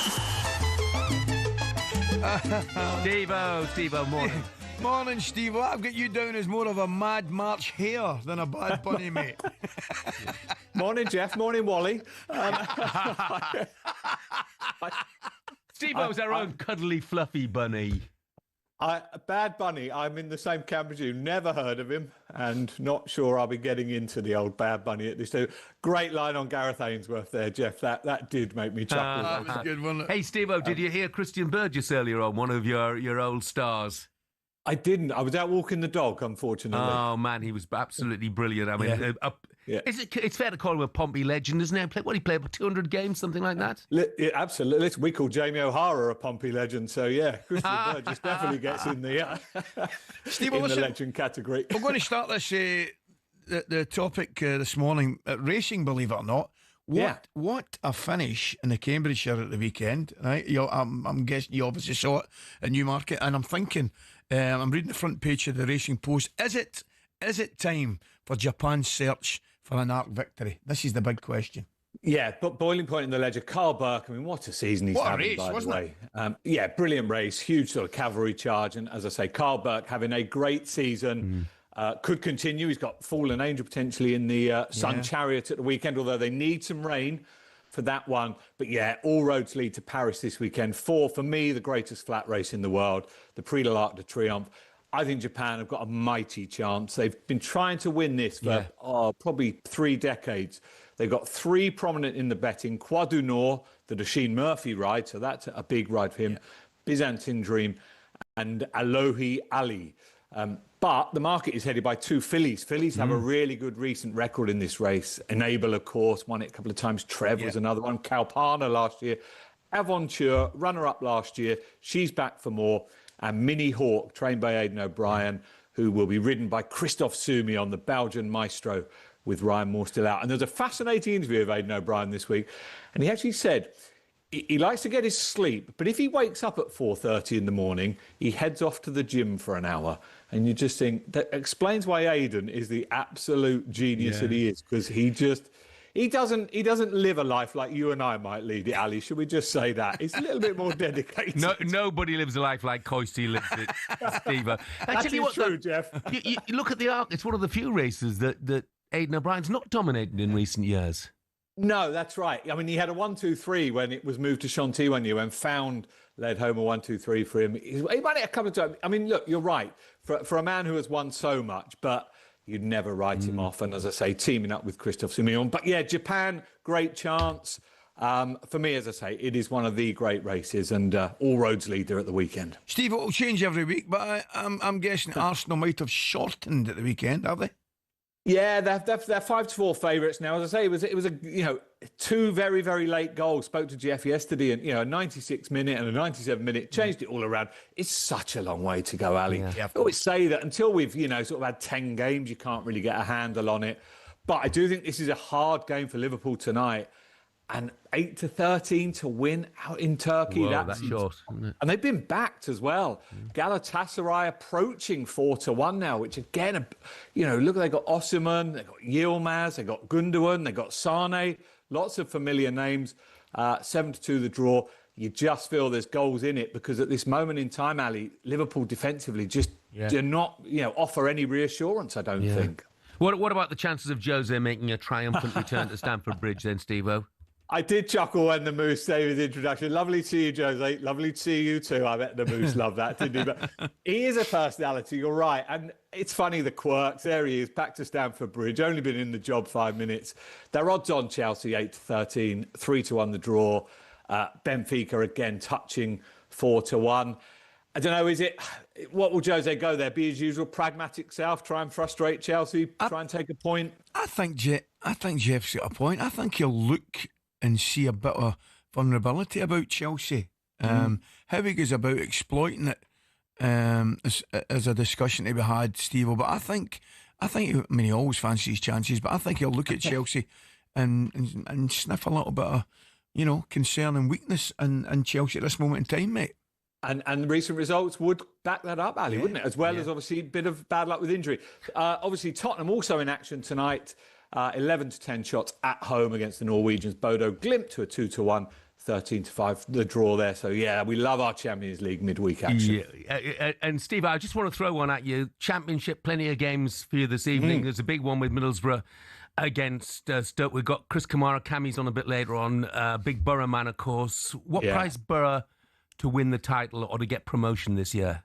Oh, you have done me there, Jeff. Sorry, They're even mate. money to win this one tonight. I think last time I looked, they were second favourites behind Ipswich for the title. Right, okay. Around 4-1. Ipswich still holding on, even though Big Al can't have it every week. He says Ipswich.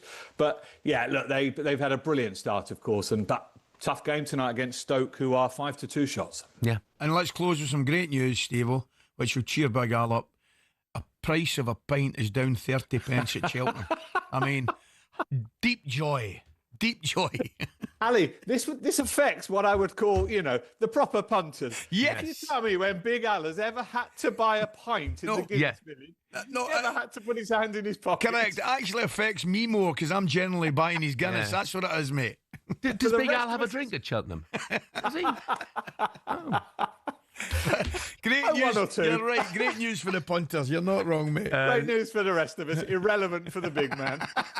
Steve-O, go and enjoy Bad Bunny. Have a good day, mate. Cheers, mate. Thank you very much indeed.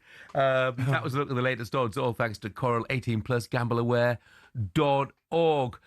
Jill's texted in, said, morning, Jeff, Ali. Jeff, love the salmon pink. Ali, rocking the baseball cap. Have I managed to avoid any United chat? Yes, Jill, you haven't. In actual fact, we've managed to avoid any United chat as well, but I don't think it's going to last. And Shane the truckie. Morning, Shane. Morning, Shane. He's just said, love you, boys. He said, brighten my day. Make the morning go so fast. Keep up the good work. Really appreciate it. Drive Shane. safe, Thank you very mate. much indeed. Coming up next, I didn't hear this. Are fans becoming more entitled? Some Everton fans booed at full time last night. We didn't hear that. The Coral Daily Download on talkSPORT with Coral. We're here for the fans this season. 18 plus gambleaware.org.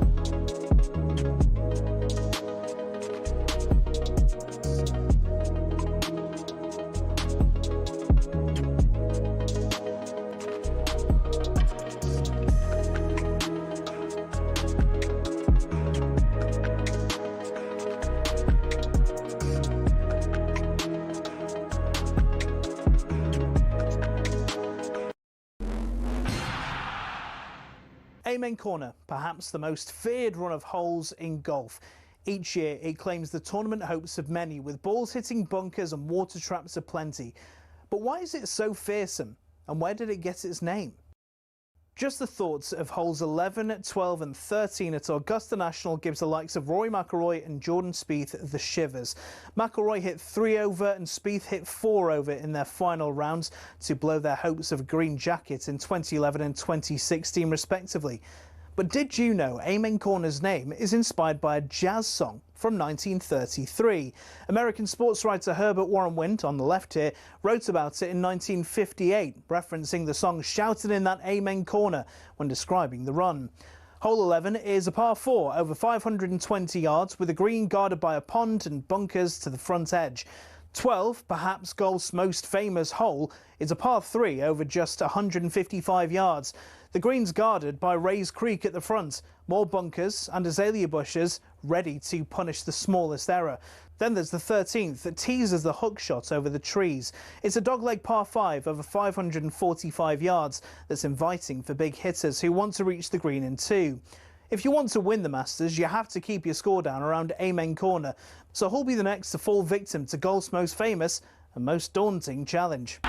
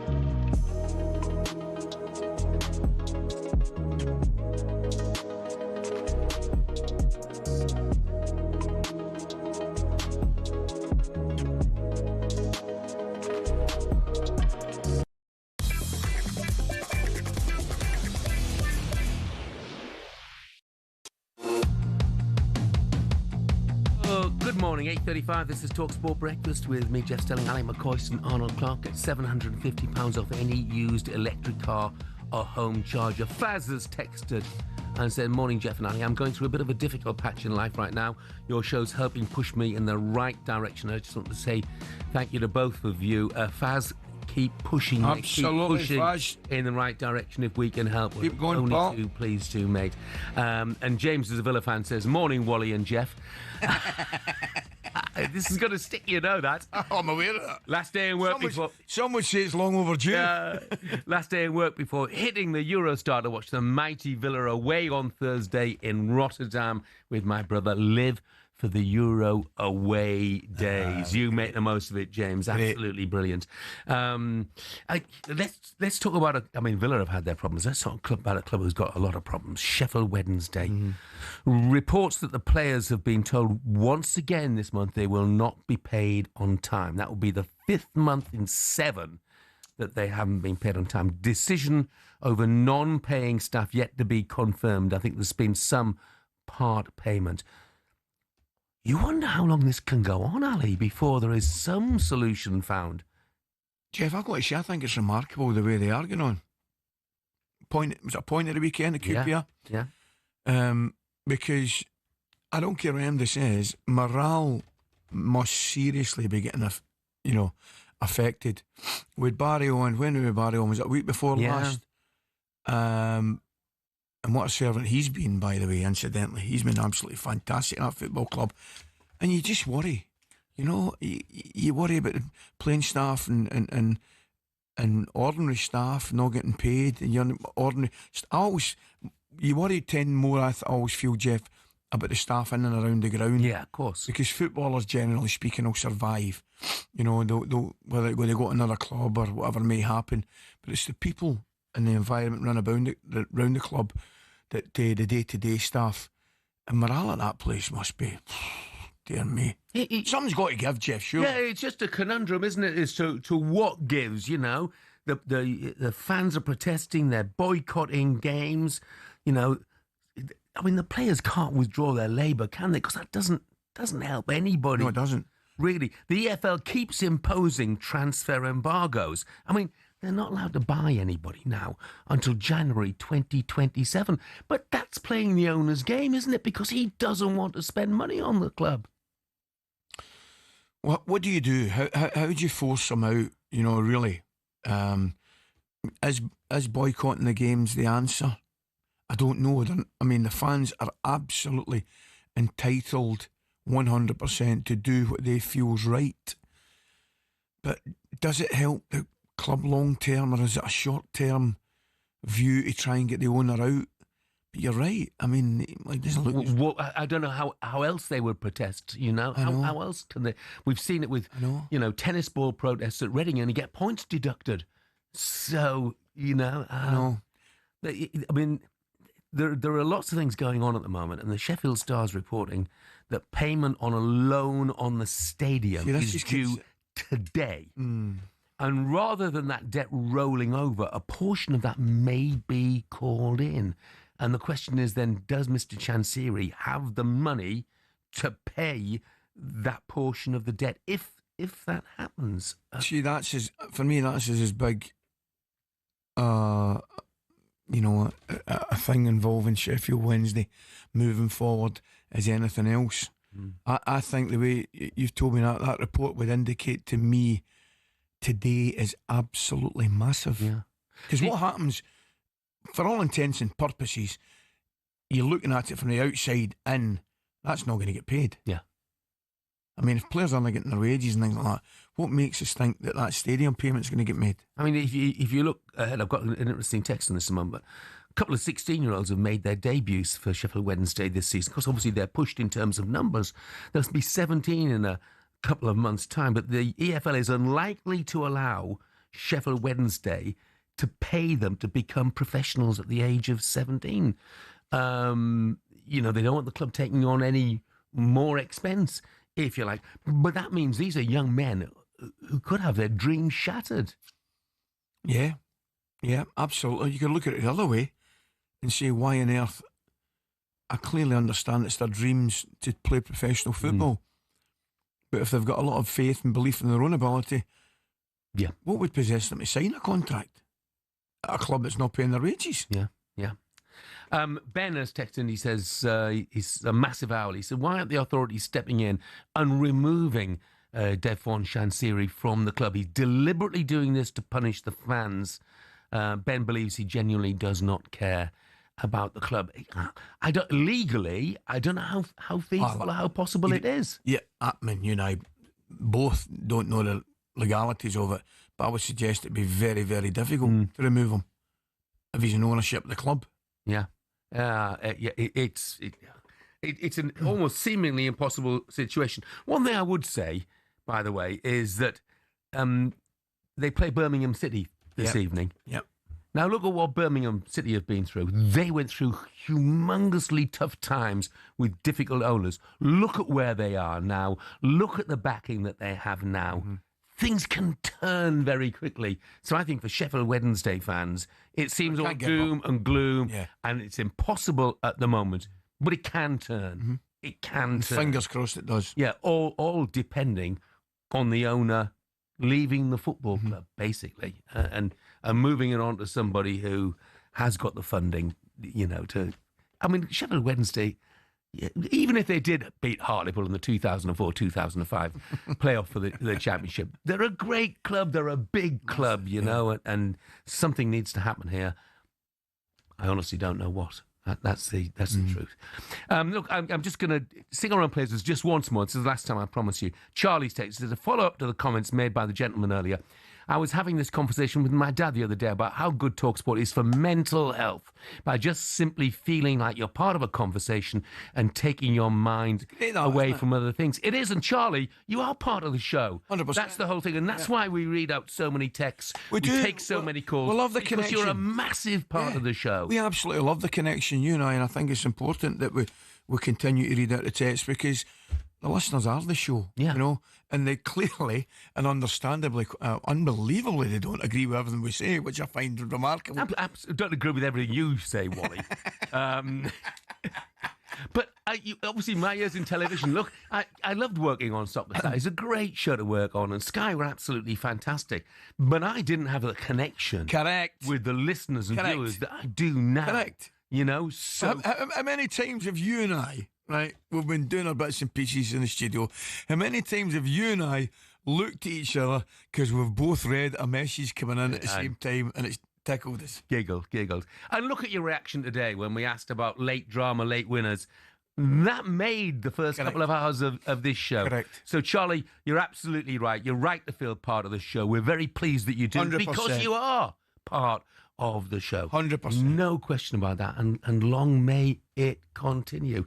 We mentioned, I should just touch on this. We mentioned Everton fans. Heard some jeering at the end of the game last night.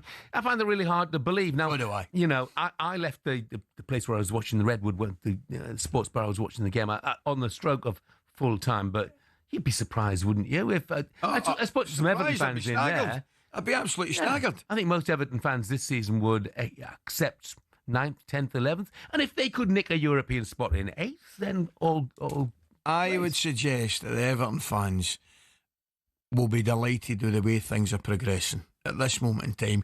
Clearly, there'll be occasions where you're disappointed in your team, you moan at a player, you moan at a manager. That's part and parcel of it. But looking at Everton, listen, Jeff, there was a concern that we're going to play in the new stadium in the top flight at one point last year. So things have come along nicely. There's been massive progression. I thought they were excellent for an hour against Liverpool as well. They were. I thought last night, for 45 minutes they dominated the game as well. So, no, I mean, football fans will always, and quite rightly, voice their opinion. But Everton must surely be, I think they're in a good place going forward. I completely agree. Joe has texted and said, have I missed any travel stories from Ali this morning? Joe, we've only got an hour and a quarter of the show left, for goodness sake. Don't set him off. Coming up, we'll be catching up with the former Borough and Sheffield United man. Well, he's more than that. He's a legend. Chris Kamara's next.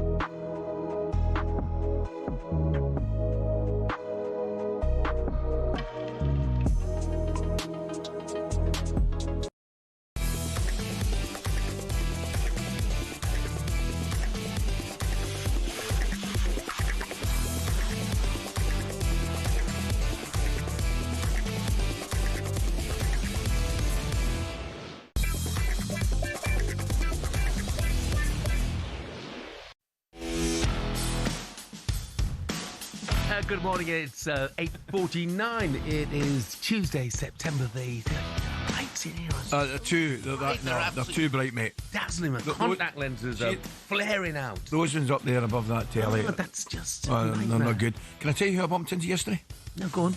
Wonderful. I'm walking along King's Road, just on a wee walk. That's very much you, Coisty. The King's Road. Oh, yeah, it's very much myself.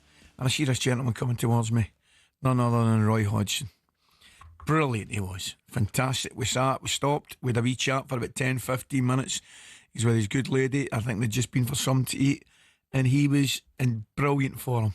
Absolutely brilliant form. With a wee catch up, just talking about the football, the whole bit. And it was lovely to see him. It's lovely. Lovely to see him. Lovely for her. I mean, and you know, what a career he's had. What incredible. He's had. Absolutely incredible. And obviously not just in England, but worldwide. Of course. Tom, the Chelsea fans, texted and he said, "We're all part of the show. I'm still waiting for the pay slip." He said, "Don't worry, I'm only after half of what they're paying Wally." This is going to stick. I think you find it stuck. I've had a quick look. Down at some of those messages. I think it could be here to stay. Yeah. Look, it's been quite the start of the season for the North East, hasn't it? Sunderland have made that brilliant start.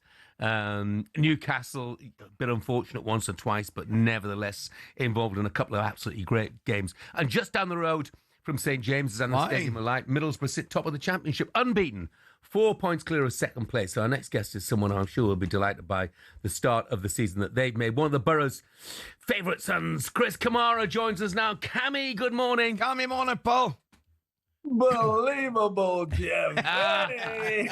I've not said that for a while. Hey, Cammy, I love the specs. It makes you look intelligent. Just looks can be deceiving, Jeff. Yeah. Morning, Coisty.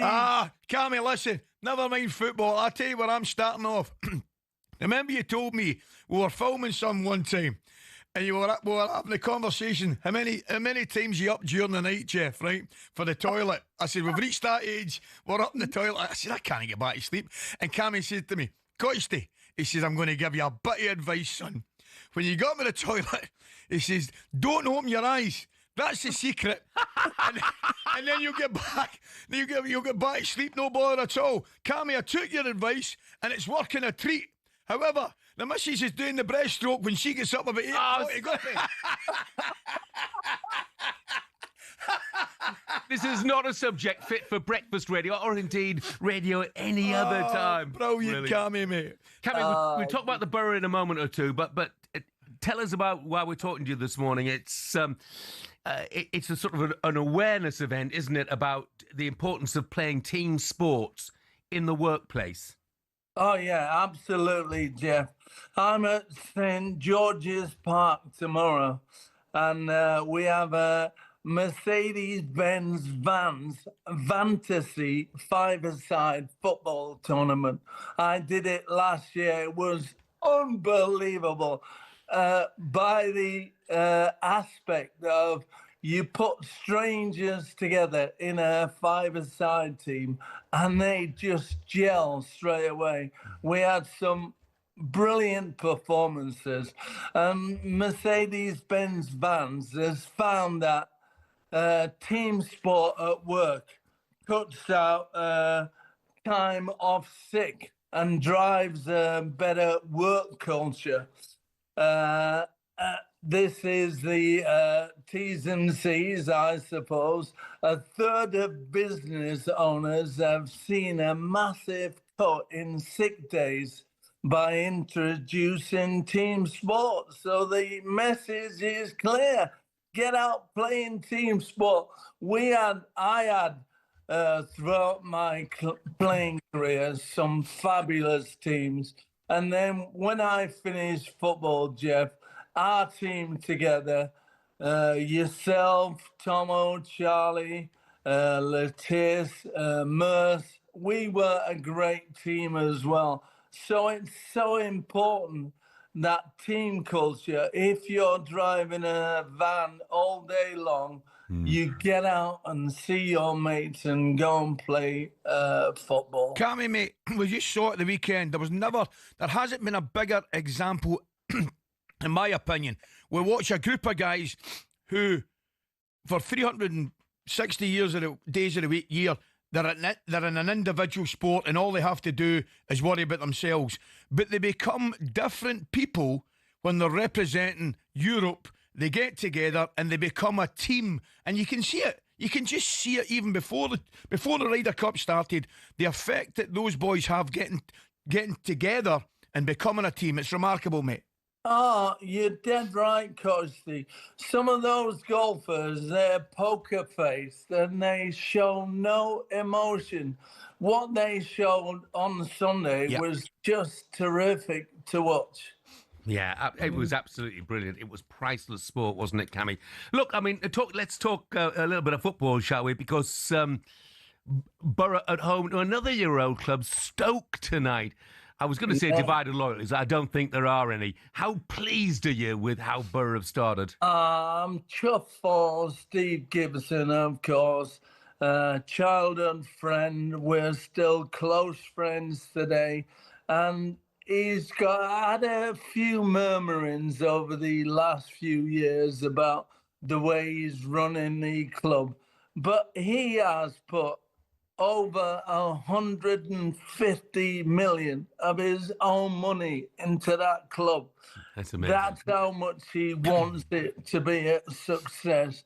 So I'd love it if this year he was able to do that. At the moment, I told him, or he told me on Saturday, there's 39 games to go, so don't get carried away. So we'll see, but it's a fabulous start. Rob Edwards is so enthusiastic, and the fans are living the dream at the moment. So hopefully he'll continue. But Mark Robins doing a great job at Stoke. Yeah. We all scratched our heads when he got sacked from Coventry. You knew he'd better get a better job. Look, I mean, they're both doing brilliantly. Rob Edwards and Mark Robins both doing brilliantly. And at the weekend, by the way, Borough went to Pompey, another one of your old clubs. I know. Who didn't you play for, Cammy? That's probably easier to tell us. Yeah, absolutely, Jeff. That'll be a great occasion for Pompey as well. Yeah. They've spent a few years down in the doldrums of the lower divisions, and every club has their day, and they had their wonderful season last year. So can they do it again this year? You don't know. It's so difficult and so hard. The hardest league in the world, the Championship, to get out of. The top end. Yeah, the right end. Yeah. The bottom end is a lot easier. Yeah. Hey, Cammy. Got loads of messages for you already. Kevin Davis says, Chris Kamara, Pompey legend. Tommy says, what a joy it is to hear Cammy. Absolute legend. He is a Liverpool supporter. Mark and Anita, morning boys. Great to hear Cammy again. Loved you and Cammy on the world's most dangerous roads. He says you were a terrible driver. Well, he doesn't. Have you forgiven me yet? Yeah, of course I have, Cammy. Of course I have. Nearly killed you. You panicked in the end. Stop driving, Cammy. I'm getting out. Scott says, great hearing from Cammy. Great knowledge. So interesting. And another anonymous text says, Cammy, we play walking football Monday nights, available in all areas. The oldest chap is 82. Had a great game last night. Then go for a social. Yeah, there's still time for me, isn't there? Just. You'd struggle at that. Cammy, I'm taking a look at you there, and he's mentioned your specs. Never mind going to St George's Park or wherever it is you're going. I thought you were going to do a bit of welding after the show, man, with those specs. Honestly, they're jam jar bottoms. Yeah. Hey, Cammy, the last word we mentioned this weekend, of course, Middlesbrough away at Pompey. The last word goes to an anonymous texter said, let's hope there are no red cards at Portsmouth. Not that Cammy would know about it anyway.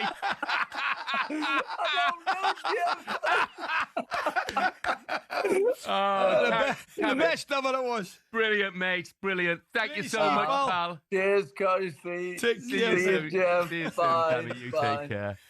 That was the best ever. Yeah. Well, it was. Red card. Must have missed that. Red card. Was it, Jeff? Yeah, and so on and so forth. But there, look, that's our listeners again, getting involved, helping them make the show. Brilliant. It's absolutely brilliant. We've got one more. So if Cammy doesn't make you feel better about everything, then nothing will. Here. What a gent and an absolute inspiration. Love him. You are absolute. I could have written that myself too. Well, if I could have spelled it. We did that. I was telling a story. We were doing a bit of filming, Cammy and I. And you know that way, you just get a fit of the giggles. The two of us, Jeff, must have been, it seemed like an hour, just howling with laughter. And that's the way he is. He's just so infectious. He's brilliant. Mate, he's one of the greatest people I've ever met, you know, and I say that without any question at all. The legend that is Chris Kamara. Now, still to come on Breakfast. Superstar Breakfast preview on talkSPORT with Travis Perkins. Get free next day track delivery. Head to travisperkins.co.uk or download the app. Ahead of this week's Champions League games, Ali and I will try and agree on the new format. No, we'll agree to disagree, I'll tell you that right now. Here's a sneak peek at what happened this time last year. Red Star against PSV Eindhoven and Slovan Bratislava against Stuttgart. I can hardly contain my excitement. Flip side of the coin, Mr. Stelling. Monaco Villa, right? Atletico Madrid, Bayer Leverkusen, Bologna Dortmund. Look, I could list them again this season. Coisty could list them again as well. That was our look ahead with Travis Perkins. Superstar Breakfast preview on talkSPORT with Travis Perkins. With 250 hire branches nationwide, it's easy to hire at Travis Perkins.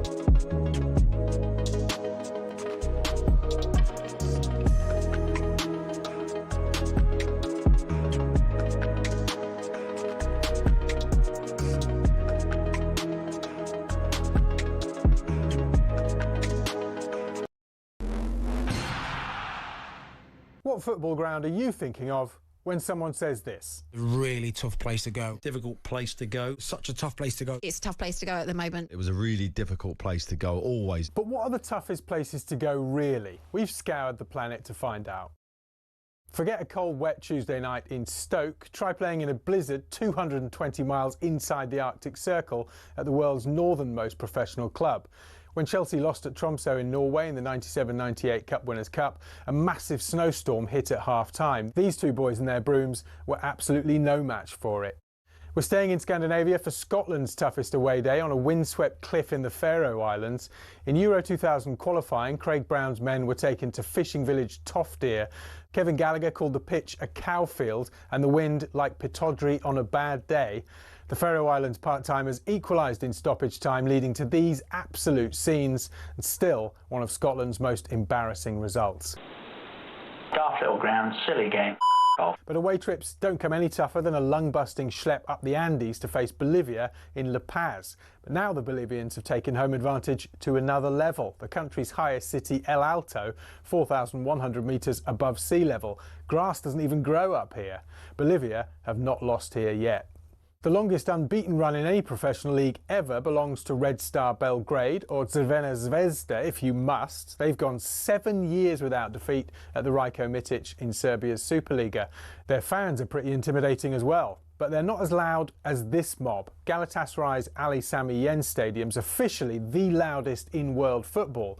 In a derby with Fenerbahce, Galatasaray fans set a Guinness World Record of 131 decibels. That's louder than Motorhead, and pretty tough to carry out your manager's instructions when you can't even hear them. However, our most intimidating away day is in Wales, where cameras can't enter and players can't leave. HMP Prescoed. This prison team was briefly kicked out the Gwent League over concerns about young opposition having to go in there. Now that's a tough place to go. Early June 1939, Germany, always a tough place to go to.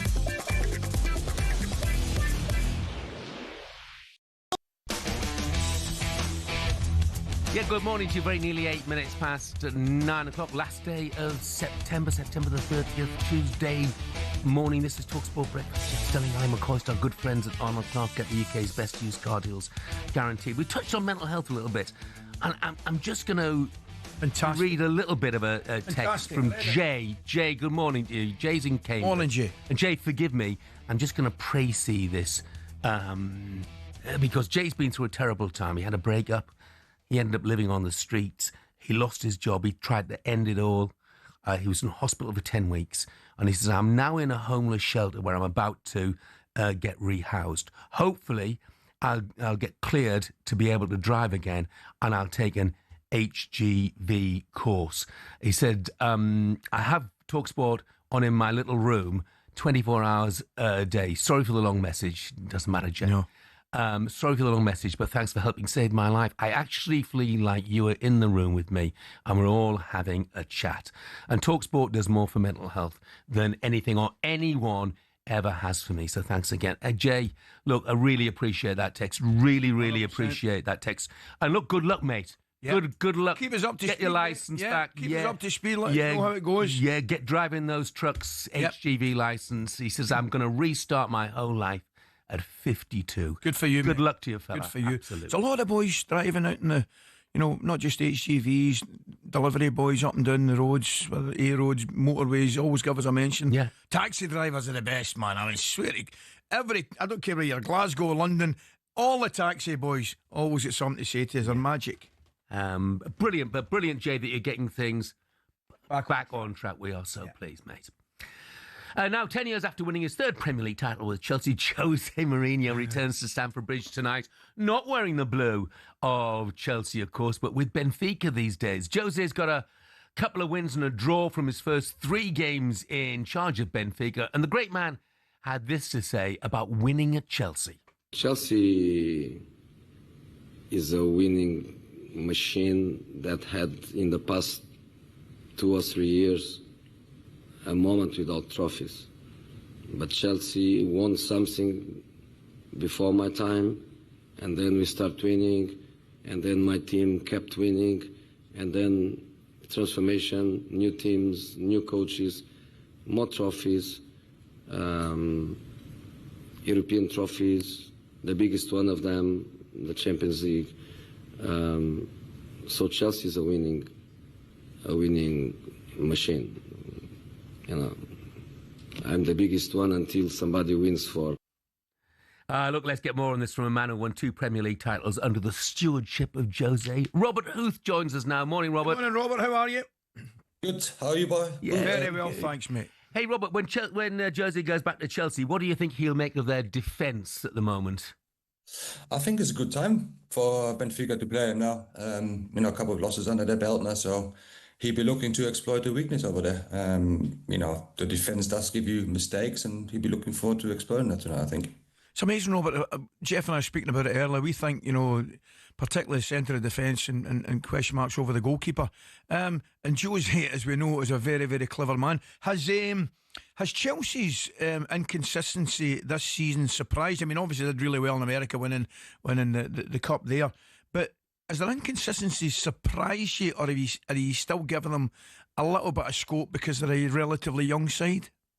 I don't think age really has anything to do with that. Considering how well they finished last year with the Europa League conference and the title, obviously over in the summer, you think they kick on, don't you?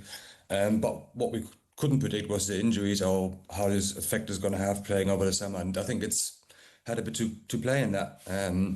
Obviously, Palmer out, Dilap out, so I think that has an effect. But the last couple of games certainly they shot themselves in the foot with some of the mistakes they made. The red card, obviously, they don't help. It just becomes impossible to win with a man sent off. So look, what about the return of Jose this evening? What sort of reception do you think he'll get there, Robert? Obviously a great one, I would imagine. However, once the game starts, I think the Chelsea fans will give him a bit of stick till the game's finished, and then we'll all be friends. But for 90 minutes, I think they'd be enemies, and rightly so. Jose is a manager of a different team now. Obviously, the fans will have big respect for him, but for those 90+ minutes, I think should be good atmosphere, that's for sure. What do you think, Robert? We've been discussing it this morning in terms of Jose. There's no doubt about it. Fantastic. His box office, and one or two have the opinion that the game's moved on.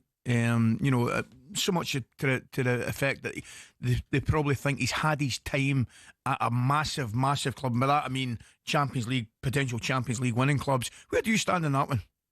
Well, time certainly has moved on. I think he even said to himself that even the way you treat the players now, the way you coach them is, done at 180 really. He was very honest in his coaching, in his meetings, and told you what to expect. And in a couple of documentaries he's done, he said so. He struggles to sort of get in touch with the younger players. But I mean, Benfica is still a big club, however, just not as big as Madrid or the clubs he had in the past. But I think there's still life left in him, that's for sure. He looks a lot better than he has done over the past couple of years. So I think we're looking forward going back to Portugal and maybe have a bit more of an easier life over there, and just focus on his football again. Yeah, I mean, we were just talking in terms of management. I think he's still the biggest name in world football. Yeah. Would you say? Yeah, and he does come out with an absolute classic, doesn't he? So you cannot not like him. So confident, but it's just perfect for the guys in the media to listen to him speak. Yeah, brilliant. Look, I mean, Chelsea fans won't like him very much if he goes there with Benfica and wins tonight, which is not absolutely impossible, is it? No, I can see them getting something tonight, to be honest, only because, the poor form Chelsea have been in. So I think it's the first 15, 20 minutes for Chelsea. I think we see how they're going to start, because if they have a bad start, I can see the fans turning a little bit without sounding too downbeat, but they've been disappointed for the last sort of 5 games with the performances. So it's a big first 15, 20 minutes to get the supporters on board. But if they struggle, I think Benfica could get away with a win or a point. Just a quick one before we go, Robert. Your old club Leicester, late equaliser on Friday night at the Baggies. What have you made of their start? Yeah, good start. Obviously West Brom didn't look particularly great, but managed to get a point. With an OG, wasn't it? So I mean, if they can hang around the sort of top 6 positions, I think, and that'd be a good season, and hopefully sneak into the playoffs. Obviously, that's all depending on point deduction whatsoever. If we are going to get some or not, we have to wait. There's no point worrying about it. But if they can hang around top 6, 7, 8, and make a late push, I think that'd be a good season. Robert, thanks so much for joining us. Thanks for joining us, mate. Have a good day. Yeah, and you lads. Bye-bye. Thank you. 3-time Premier League winner, Robert Huth there. Did we cut him one short here, did we? Did we only say 2? No, we didn't say anything, but it's definitely 3. Yeah. It was Leicester as well, wasn't it? Correct. So, yeah. Correct. Absolutely. Twice for Chelsea, yeah. You lot out there, you're gonna get me emotional, okay? Liam says, Jeff and Wally, I have my own transport business if Jay needs any support. And Gary from GJ Boma says, morning boys, if Jay passes his HGV and is near Brentwood in Essex, I am happy to give him a job. That's out of this world. Oh, brilliant. Not for the Wally bit. Yeah. That is out of this world. Up next, a very special belated birthday message to Super Wally, Ali.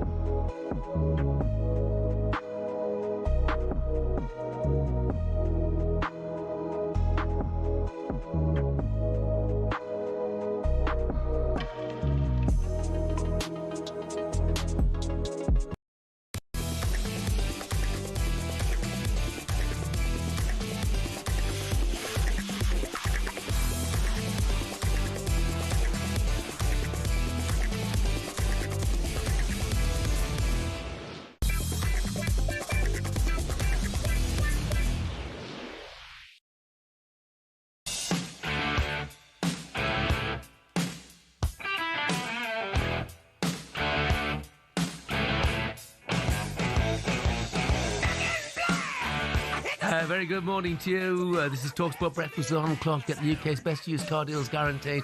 I'm Jeff Stelling Ally McCoist is with us. Ali, it was your birthday last week. I can't believe what I'm seeing here. 63. Yeah, I can't believe it myself. Yeah.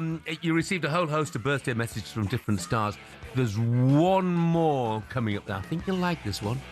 Ally McCoist, happy birthday, me bunny lad. It's Brian here from ACDC, and all the boys wish you a happy birthday too. Thanks for being my fan. Thanks for shouting my name. It means a lot to us. So stay safe. Have a great weekend. Hope the football's good. And I just wish I was there with you, mate, because you're funny, like me. You got some witty things to say. Happy birthday, Ali. Enjoy it, mate. Brilliant. He is funny as well, saying that you're funny. That's funny. That made my day, man. Jeff, I'm going to tell you, I first met Brian when Bon Scott tragically passed away, leading the ACDC, and Brian got the gig. And he used to sing with a group, I think it was called Geordie. And I was in a working man's club in Newcastle, and he came in, and that'd have been 81 or something, 1981, 1980, 81. So there's best part of 45 years. But that made my day, and that was so kind of him. Absolutely brilliant. And belated congratulations, Coisty. Thank you, my friend. As well, what a career they've had as well, by the way. ACDC. Cheap. Brilliant. Talking about that, I went to see Oasis at Murrayfield, and ACDC came about 10 days later, both incredible. And I was at Oasis at the weekend there, Jeff, at Wembley on Sunday night. What a gig. Yeah. What a gig. I mean, the boys have just cracked it. They've got it spot on. Spot on. Love it. Love it. Absolutely love it. My son Matt went to see Coldplay at Wembley a couple of weeks ago. He said they were absolutely sensational. The show, he said, was unbelievable. Zach's texted in and said, morning, Jeff and Wally. Robert Huth saying the Albion didn't look great. Leicester were looking to scrape a point, the cheeky so-and-so. And Andy, an Arsenal fan, texted in and said, hi, Jeff and Ali. In the last year, I've lost everything due to addictions, including my wife and kids. Tomorrow marks 1 year clean, sober, and back with my family. Andy, that is fantastic. Great news to hear, mate. Keep it up. Now, time to look ahead to the Champions League with TNT Sports. Breakfast football preview on talkSPORT with TNT Sports. Get a comprehensive range of elite domestic and European club football all in one place. TNT Sports, not normal. Subscription required. 18 plus. Terms and conditions apply. Now you and I need to get to the bottom of a disagreement we had on the new format this time last year. Let's just remind ourselves what we both said. I mean, I'm looking forward particularly to tonight. Atalanta against Sturm Graz, Red Star against PSV Eindhoven, and Slovan Bratislava against Stuttgart. I can hardly contain my excitement. Flip side of the coin, Mr. Stelling. Monaco Villa, right? Atletico Madrid, Bayer Leverkusen, Bologna Dortmund. There's some good games there. But Liverpool played Liverpool. It doesn't matter to Liverpool. They could afford to lose, and they're still going to finish in the top. But it would be the same. It would be the same with Liverpool anyway in the group stages if they'd won their games. They played 100 games, and we've still got, however, hundreds of teams left in the competition. Well, I was clearly wrong, Coisty, because this week I'm looking forward to Kairat against Real Madrid and Inter against Slavia Prague, especially Karabakh against Copenhagen. Oh my God, I can't wait. However, Jeff, I'm very much looking forward to Atletico Madrid, Eintracht Frankfurt, Chelsea, Benfica's a big game, Galatasaray, Liverpool's a big game, Marseille, Ajax, I would suggest, is a big game. And by the way, tomorrow we've covered Newcastle, that's a big game in Europe, but also Monaco, Manchester City, Barcelona, PSG, Leverkusen, Eindhoven, Dortmund, Athletic. Come on. No, because it doesn't matter. But it does. It doesn't. If Liverpool go to Galatasaray and lose, it doesn't matter because they will still get through the qualifying stage. But they do it anyway in the wee league game, the 3-4 team sections that you used to do it. Yeah, no. But it's just the same. Yeah, but there are just more meaningless games now than there were.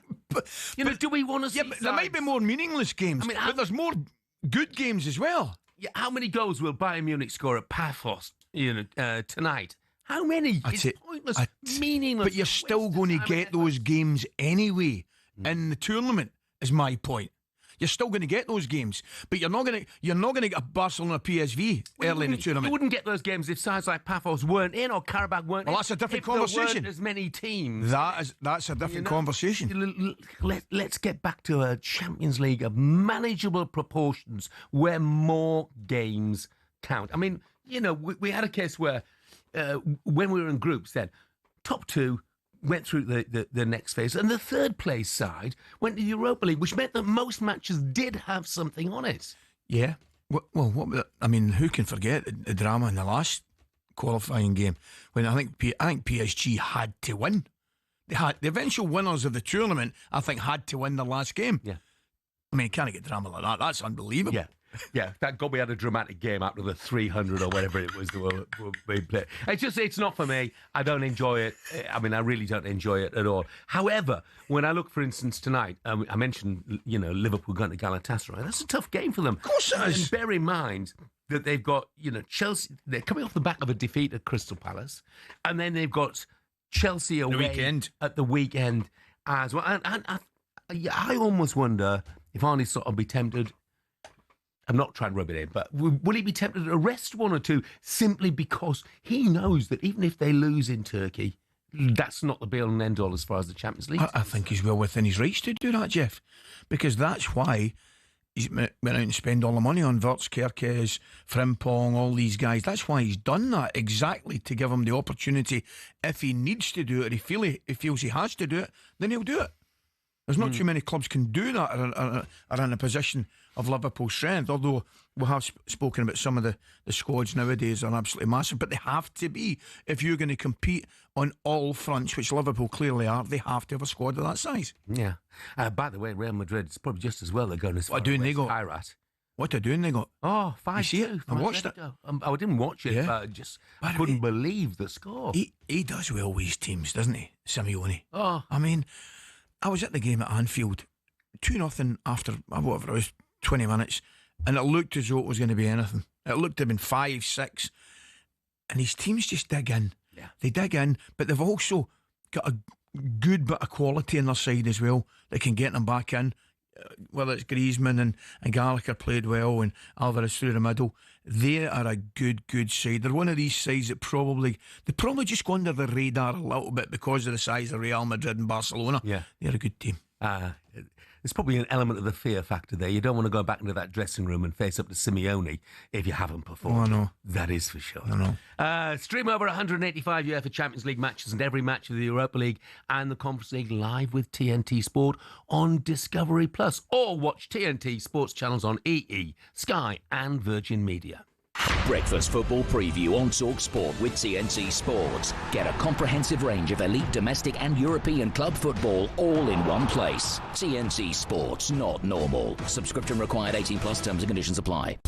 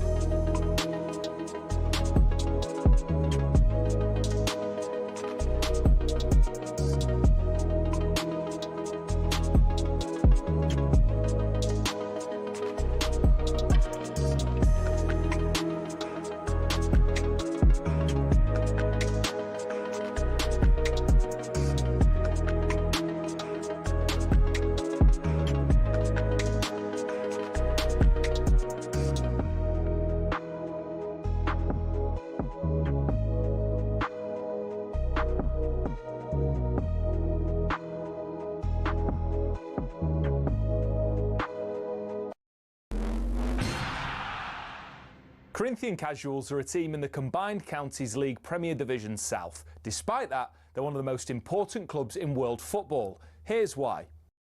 The club was formed in 1939 as the result of a merger between Corinthians FC and Casuals FC. Now, Corinthians FC were founded in the late 1800s when the FA's top brass were absolutely sick of getting pumped by Scotland every time they played them.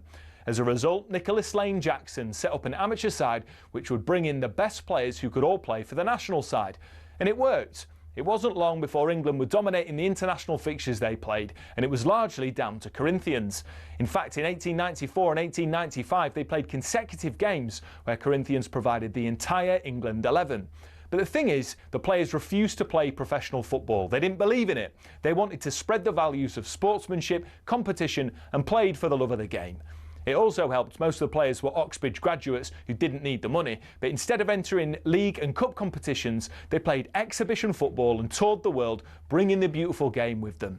Think of it like the Harlem Globetrotters of football, and it was this which spread the game throughout the world and made it so popular. Most famously, in 1910, they travelled to Brazil, and the locals in Sao Paulo were so impressed they started their own team under the same name.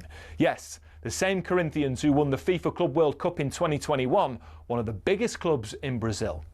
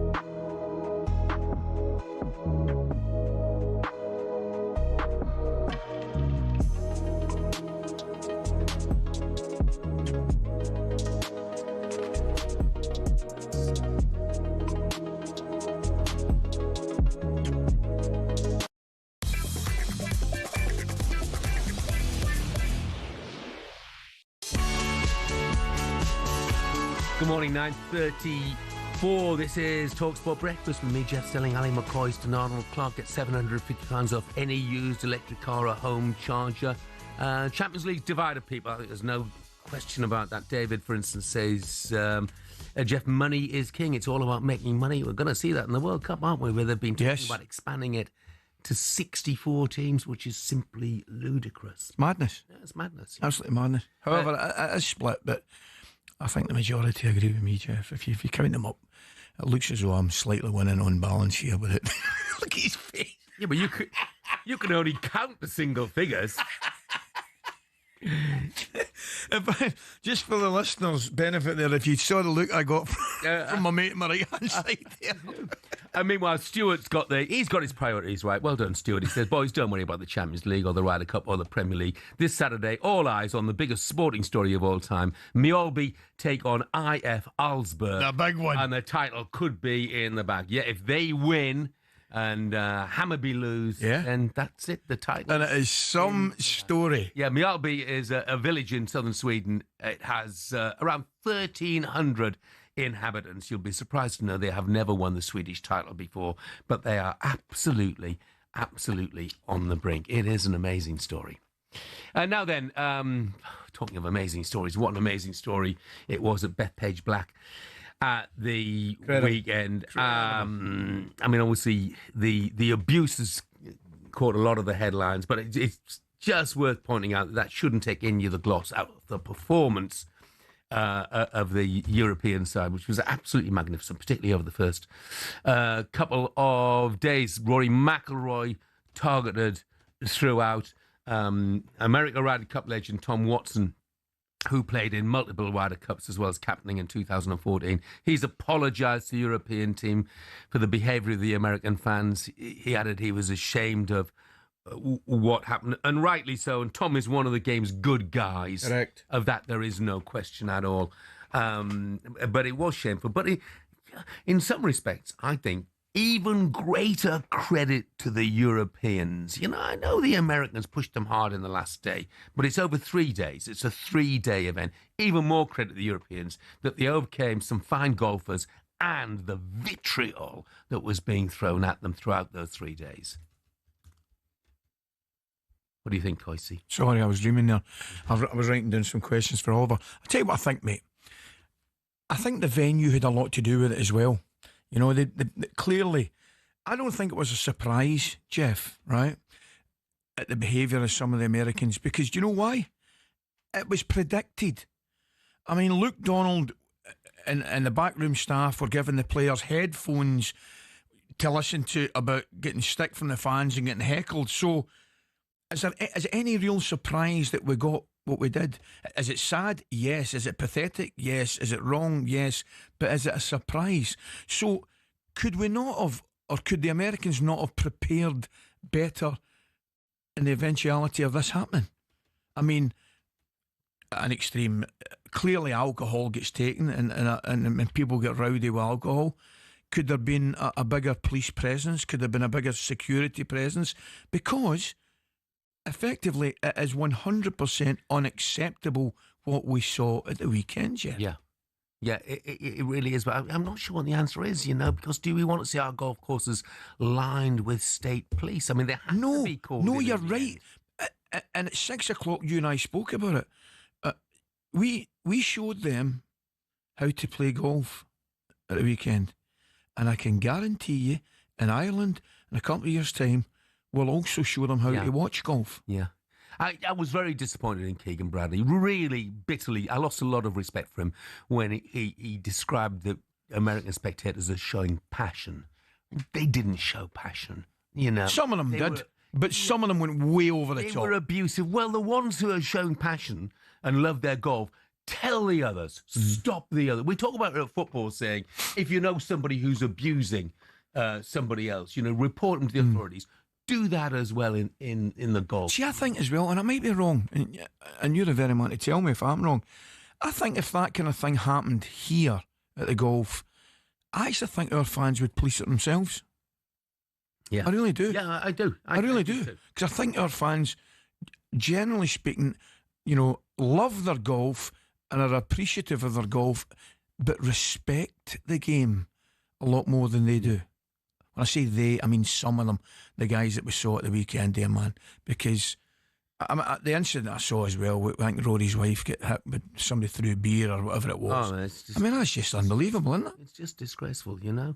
I didn't understand that Rory was the target, the specific target of so much of the abuse. But hey, look, on you go. I was going to say Jay in Cambridge has been back on. I'm not going to read it all, Jay, but he just wants to say, because there were a couple of offers for Jay for work once he gets his HGV license back. He said it's brilliant.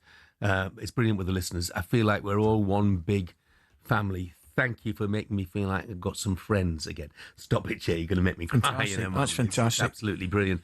And we had another text as well from Janine, who worked in mental health for over 20 years. And she's saying that, you know, more has to be done to help people's mental and physical health. And I think that applies, you know, men's mental health has often been overlooked over the years. Of course it has. I'm not saying it's any more important or less valuable than women's mental health, but the stigma of being a man, she says, and having mental health issues, well, that wasn't a man thing. Well, in our dressing room, we would never have spoke about it. Yeah. Never have spoken about it. No. We just got on with it, and that's what it was back in the day, which is clearly not the answer. Yeah. The opposite is, of course, I wonder how many dressing rooms players talk about their mental health in now. I'm not sure it's going to be too many. No, you're right. But I would suggest it'll be a lot more than it was 10, 15, 20 years ago. And it's got to keep going that way. Yeah. Right? And of course, most football clubs now will have people in place. Correct. You know, that players, if they're having issues, they can confide in those people. But of course, we're talking about the general public who don't have, correct, you know, that available to them. I think it's very important that you mention that. the general public, and footballers are no different from having feelings and emotions. I mean, they might get paid lots of money, and in some cases far too much money, but at the same time, you know, they will have, if not the same problems as people in the general public, but they'll certainly have problems that need to be addressed and dealt with. So everybody's in the same boat, Jeff. And a lot of people, when I've talked to people about things like this, have talked about Andy's Man Club and said that it's absolutely fantastic. Look, it's time now to take a look at today's top headline, thanks to Movember. Get ready with Movember on talkSPORT. Burn the start, raise funds, save lives and change the face of men's health. Sign up now at Movember.com. Good stuff for Nuno at West Ham. Point from his first game in charge. After the match at Everton, he spoke to talkSPORT's Joe Shannon. Nuno, thanks for talking to us. Welcome back to Premier League management. How are you feeling after your first game in charge? Let's look at the game. My first feelings that we compete well. That was the main message. Compete, fight. And there were good things, not so good things, but I think overall it's a good performance that we can build on and try to find solutions. How busy a 48 hours or so has it been for you? It's been, but and I had helped people. It's not me alone, and I think the players understand that in such a short period of time, it's all about simple messages, trying to know each other better, creating the unity that we need to move forward. What have been those simple messages? I know you don't want to give tactical approaches, but the basic message to the players? No, simple message that first of all we have to defend. That's a priority. And overall, compete, try to create, like we did in the goal, unbalanced situations, take advantage of the speed that we have, but overall, being more compact, close to each other, simple. Play the football game, like you said, the basics. I think it's important to have it. What would success look like for West Ham this season, do you think, Ali? I think with Nikki on earlier on, I think he was spot on. He said middle of the table, good run in the cup. If they get a wee sniff of a potential European place, I think that is, don't you? Yeah. Oh, yeah. I think anywhere 11th, 10th, that sort of thing. That's after the start they've made. That's what would be really satisfactory. You know, getting back to before we go to a break, getting back to the golf, Jeff. Right? You know the biggest tragedy a lot about the behaviour. We're actually wasting time on it rather than talking about Tommy Fleetwood, Justin Rose, you know, the Irish boys. Yeah, Tyrrell Hatton, who drilled so many putts Friday and Saturday. John Ram's chip, and amazing. Justin Thomas's ego, that's what we should be talking about. Yeah. You know, Justin Thomas, by the way, is one of those Americans come out with a lot of credit for his constantly trying to quiet the crowd. So gained a lot of respect there. But you're right. We talk about because the golf was brilliant. Yeah, the golf was wonderful. And nothing should remove the glitz that goes with the triumph of our side over there. You know, it's just you go back. Just a shame. Somebody that's can I apologise, Tom Watson. You're just talking about a different level of human being now, aren't you? Tom Watson at back, and Arnie Palmer, Jack. Yeah. I mean, just different level. Yeah, different level. Absolutely. That was our look at today's top headlines, thanks to Movember. Sign up now at Movember.com. Get ready with Movember on talkSPORT. Burn the start, raise funds, save lives and change the face of men's health. Sign up now at Movember.com. Kevin Newry, he's a regular contributor, says, Jeff, love the show. He said, I particularly enjoy watching on YouTube, and I couldn't help but notice that Jiff is pulling off a Saturday Night Fever look, while Wally has gone for Rab C. Nesbitt. By the way, I read that, but I wasn't going to point it out to you. Very good. 9:45. Yeah, they're coming for me this morning, aren't they? Oh, just a little bit. Yeah. Well, it's because you had a day off yesterday. You deserve it. I do. Yeah. Coming up next, we'll finish off with a bit of Ask Ali.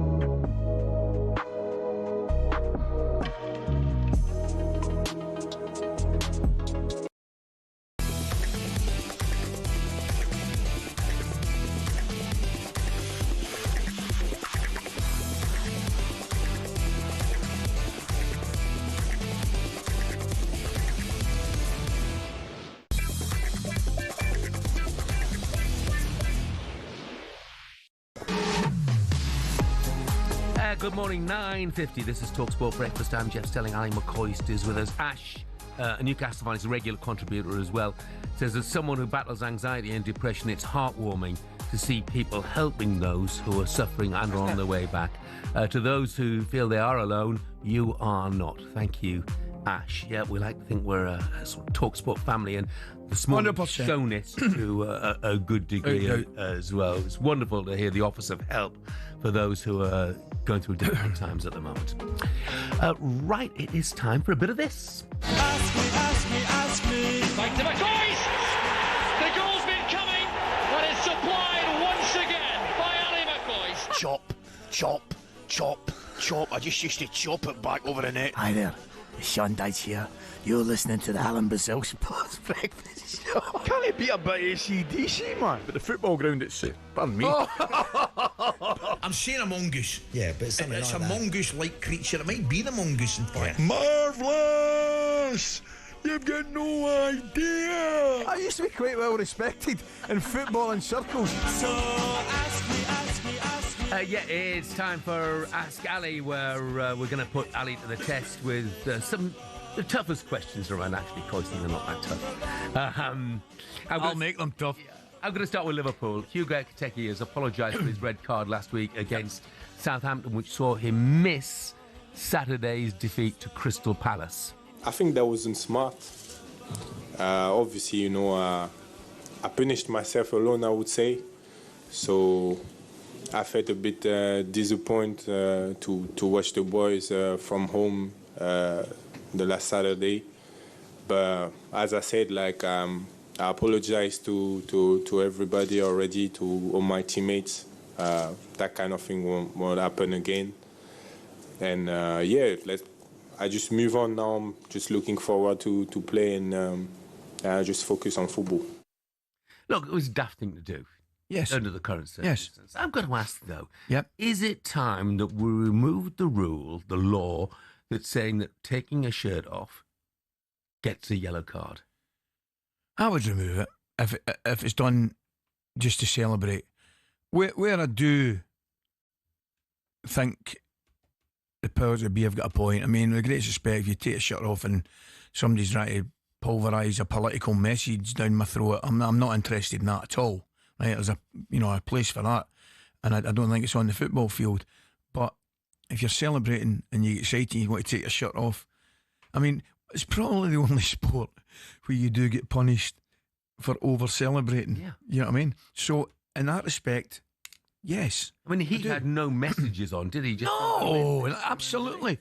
And he scores a last minute winner, whatever it may be, and he gets excited. So I have a problem with the law, and if you wanted to change it, yeah. But the referee was in no position to do anything. Not as it stands. As it stands. Yeah. But I take your point. But what I do think is worth mentioning, Jeff, is the way Liverpool, in my opinion, once again handled the thing spot on. Spot on. Arne Slot comes out, more or less calls him an idiot, right? Or said he was stupid. I can't remember what it was. Arne Slot's right, 100%. Ekitike comes out, said I was a fool. I apologised, made a mistake.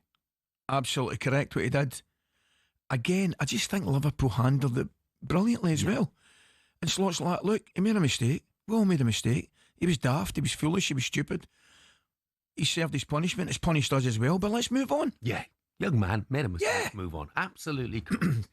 We're going to stay, almost with Liverpool. Former boss Jurgen Klopp's been speaking this morning and was talking about not wanting to coach anymore, as he's finally enjoying being able to say yes to things.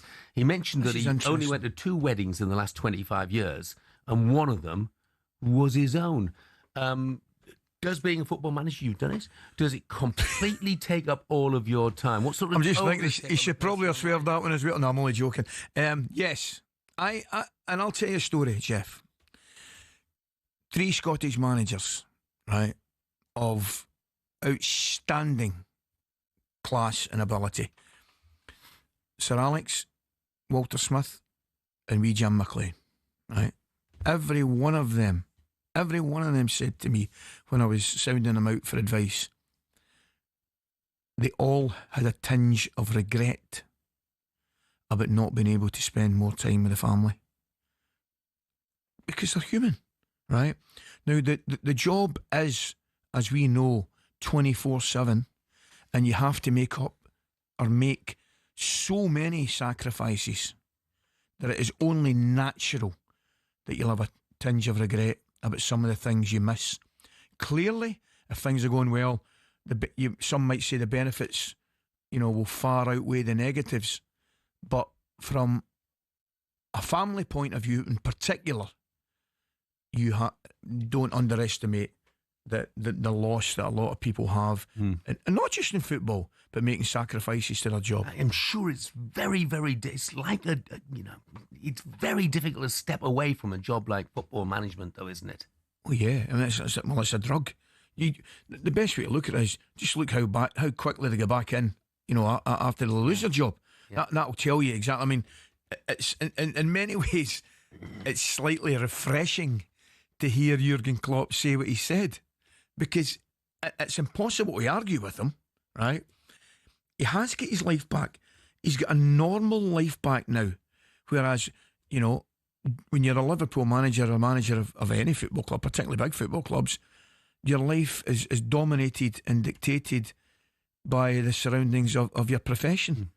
Whereas a lot of people, well, I can tell you right now, from my own point of view, I'm in a miles better place than I was when I was managing, not just because of circumstances when I was managing, but in terms of being able to go and watch my boys playing football, for example. If I'm not working a Saturday, I'm the happiest man alive, because I can go and watch 3 games of football with my boys playing. Doesn't matter where they are. And even if they're not playing, I'll go and watch something else somewhere. So, listen, of course there's positives, and they are massive, and you look at the job Klopp did at Liverpool, but I can understand totally what he's saying. Yeah, totally get it. I'm going to finish with one final text. Morning, fellows. I'm an ex-paratrooper. I don't want to jump on the bandwagon here, but my life has been ruined by drink, everything. He said, I've been sober for 6 months. I'm 56. I also owe Simon Jordan an apology, as when I was drinking, I sent some bad texts to the show. That's from David. David, you weren't alone in sending bad texts to Simon, by the way. Yeah. He said, talkSPORT has helped bail me out. David, only too pleased. Well done, David, mate. Keep it going. Tiny way. Do keep it going. Look, thanks to everybody this morning who's contributed in whatever way. Yeah. Because it's been absolutely fantastic. We've been overwhelmed with the response, and I'm really sorry we haven't read your text out, because there have just been thousands and thousands of them during the course of the last 4 hours. Ali, enjoy the bridge this evening. I will do. Looking forward to it, mate. Back in with Big Al tomorrow. Yeah, back in with Al from 6 o'clock tomorrow. Up next is Jim White, Alex Crook and Stuart Pearce.